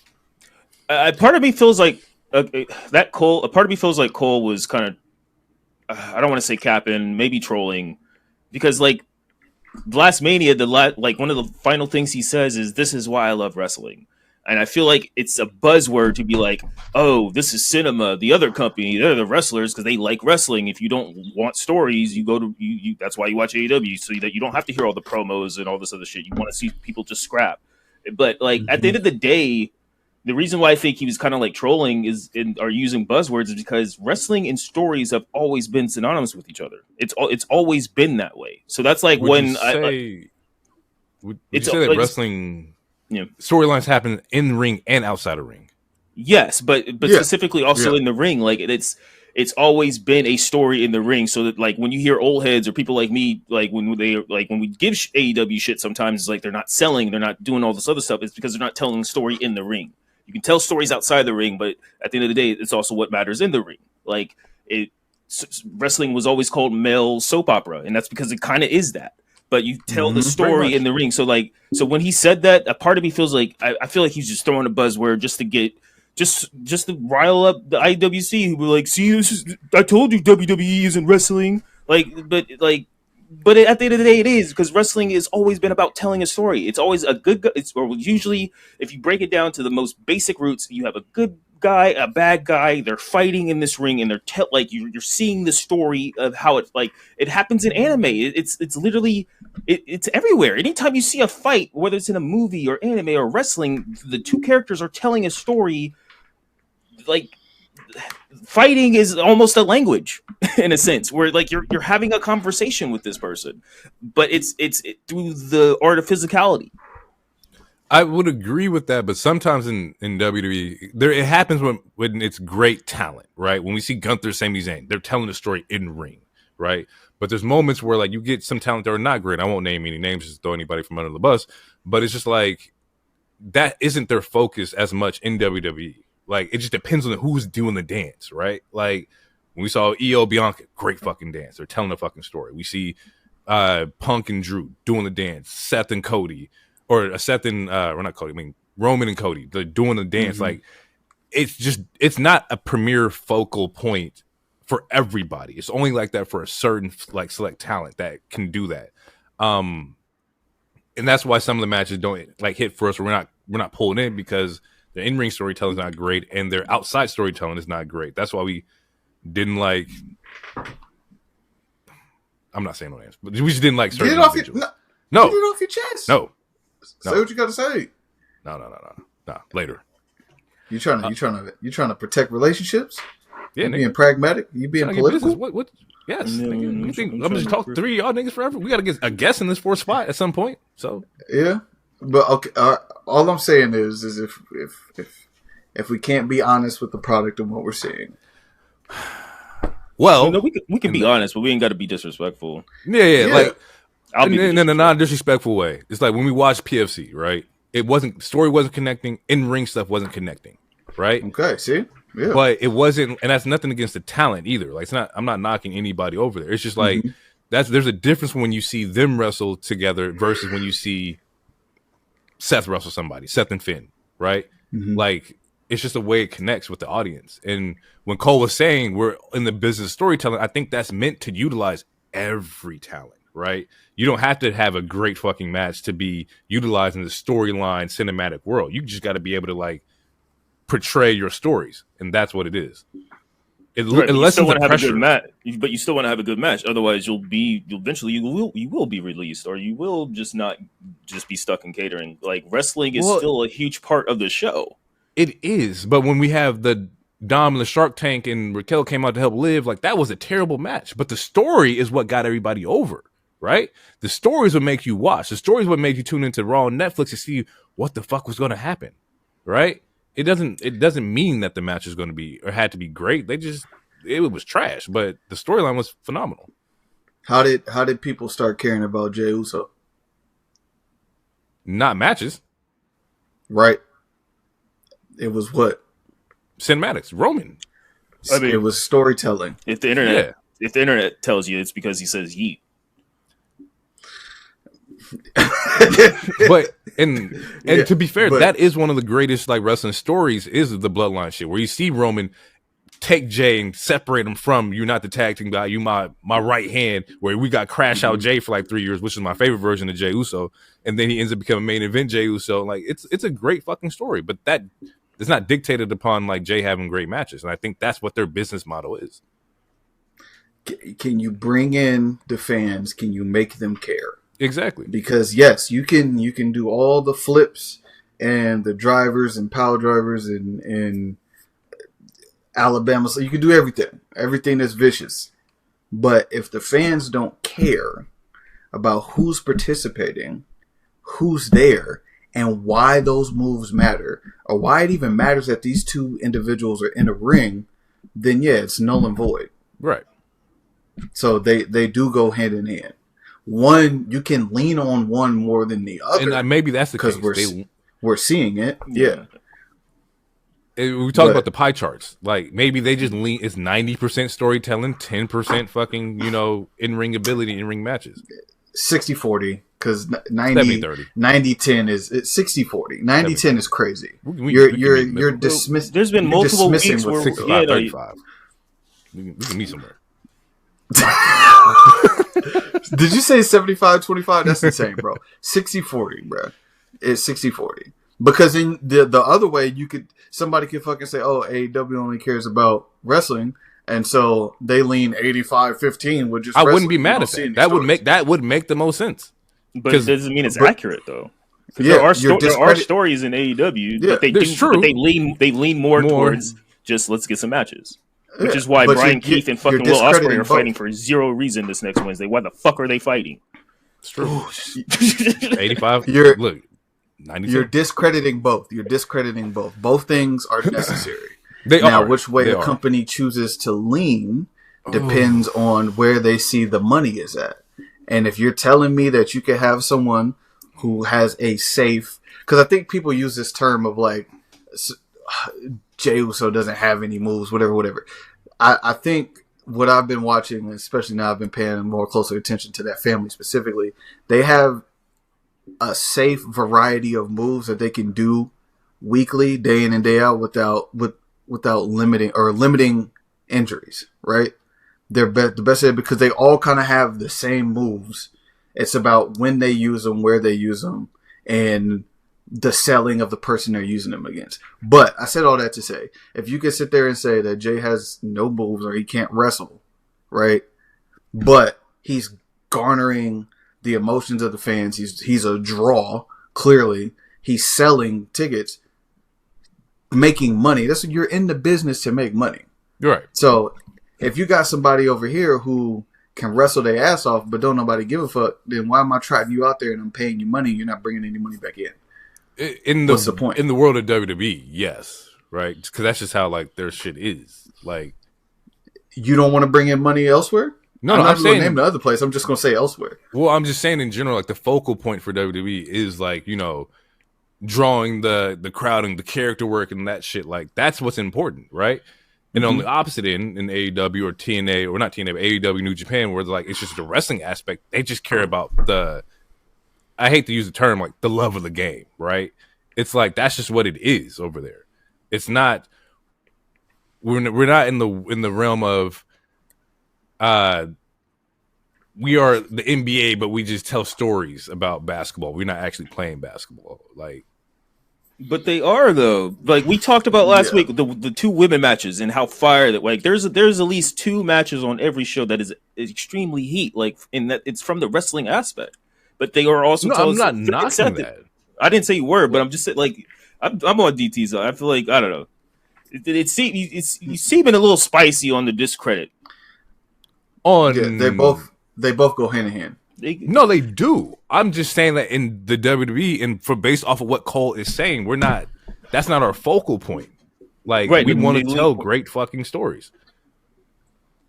Right, but the way the internet is taking it, that's why I'm saying, again, I think he was using a buzzword. I think he was kind of trolling because the internet is making it seem like WWE is not the wrestling show. You see that on all the time. Like, oh, if you want to see real wrestling, then you got to go here because they just, all they do is talk.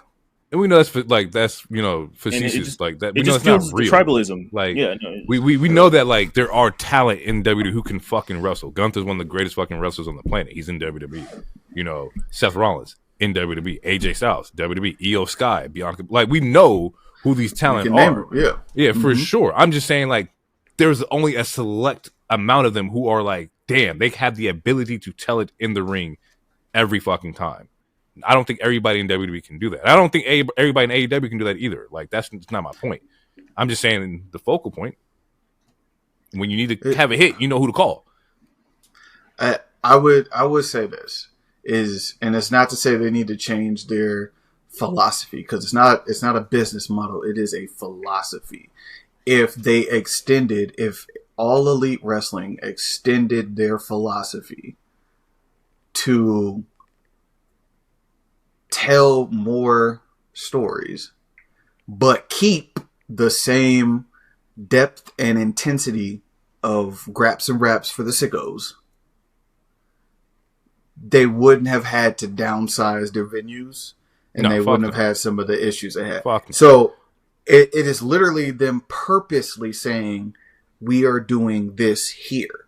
And if that's your intent, right? And you're cognizant of doing that. You're making the aware choice to do that, then by all means do what you do. But don't then complain, right?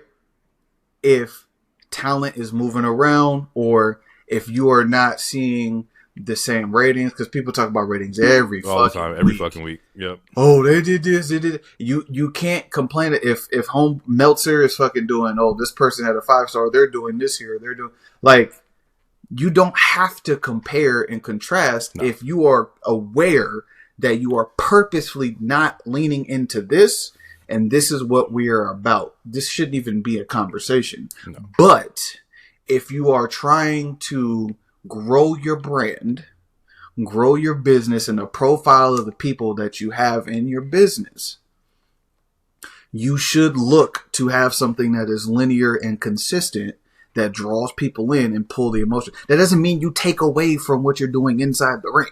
If you want to power drive somebody 30 times and they kick out and it doesn't, for the sake of the match, quote unquote, mean anything, that is fine if that's the style of wrestling you want to do. But if people don't want to watch that because they can't follow what's going on, then you have nothing against that. Yeah. Yeah, there's nothing against it, but then just make sure that you are continuous in delivering what you're delivering to your fan base, and you are not comparing, complaining, or contrasting about, you should watch this or you should do X, Y, and Z. People watch what they want to watch. Right. Do what you do best, and you will bring the people that you're supposed to bring. And I think that's the case in both companies right now. You're seeing like how the downsizing the venues, smart move. They've been running more intricate venues, makes sense for them. Cool. W's doing this over here where we're announcing WrestleMania, we're going overseas, we're doing it. It works either way. And the way I like to compare it is like, you know, Wayne, Tech 9, right? Wayne is GOAT. But there was a whole generation where like they swore by fucking Tech 9. They still do today. Tech 9 could announce a fucking concert today and fucking sell out, because that's just how diehard his fucking like fans are. So like that doesn't mean that Tech 9's gonna go and run Madison Square Garden, but he may go out and do his venue over here and still do his fucking numbers because he knows his core audience, and that's basically what that is. But you don't hear Tech 9 saying, or Tech 9 fans saying, that's not real rap. They fuck with Tech. Tech 9 fans are fucking outrageous. They are outrageous. I haven't heard that. Do not have a rap conversation with a Tech 9 fan. It's going to be the most they got irritating shit ever. I know they got some juggalos over there. But this, like, to me, it's the same thing with Russ. He's independent. He get his money. Right. His fans follow him. That's what they're going to do. But you don't hear them being like, yeah, nah, fuck that other shit. We on this. Like, no, this is just what I do. I deliver this, and the people that rock with me. Right. All right. I'm just going to breeze through everything. We saw Profits came back. They interfered in the tag match with DIY and Pretty Deadly. They're on a rampage of getting their lick back. Cool. And then the main event was Jacob and Solo versus Priest and Braun Strowman, and Priest ends up getting the win. But it's out to heaven. Solo ends up losing. So Montez stopped tweeting God is good. He is now posting pictures of demons. I love it. That's what kind of time I'm on. Bro, it's over for a lot of niggas. Yeah. It's over for a lot of niggas. Yeah. And rightfully so. They need to get whatever they want, and they taking whatever they want. I like that energy. I love the aggression. Let them do what they do. Stay out them boys' way. You don't want to get hurt. For sure. And put the belt on him. Put the belt on him. I feel like that should go without saying, but yeah, I think, and respectfully, I think we need more of not character development. Reasoning. Why are we doing this development for them before they get the belt? So right now we know they just pissed off, right? Let me see y'all knock these motherfuckers out and then carry the belt and be on like some demon time like the New Day is. I'm cool with that.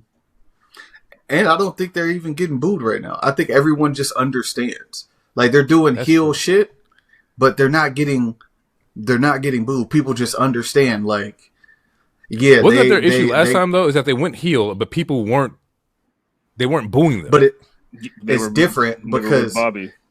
Yeah, and Bobby was trying to like. It was different. But this is literally like the KO, the Drew shit. It's like you could be like, yeah, no, these the villain with the right reason. They make sense. Like these guys came in, jumped ahead of them, they got knocked out by this team, and now these other guys are all running around like the Prophets ain't been here. Yeah, no, the Prophets are right. So like that's why they're not getting. I haven't heard any boos yet from anything that they've done. So, and they done come out, they done attack niggas from behind, they done jumped everybody. Yeah, like they're doing heel things, but right now they're not getting booed. So they're just gonna be that they on that Kevin and Drew shit. Gonna be right in between. We're right. The Street Profits are right. They're not wrong. No, not at all. You could even for the first month you could say New Day wasn't wrong. Now they looking even wrong, technically. You could still say they not wrong. He was like, he out here doing interviews and he be on the desk and you ain't been next to us in the ring. Spider-Man and shit. Yeah, you in Spider-Man. You in a happy relationship. We've been losing. So girlfriend. You got a girlfriend, you fucking nerd. So what? So what? They're not wrong. I mean, all right. Well, that's the show, right? We've been running. Yeah, we're gonna get out of here. That's pretty much it. That's all we got for you guys. We'll catch you guys in the next one. Next episode should be Elimination Chamber, and then following that should be Revolution. So we have 2 pay-per-view episodes coming back to back. But yeah, we're gonna catch you guys in the next one. It's been real. Peace out. Yeah. Too sweet.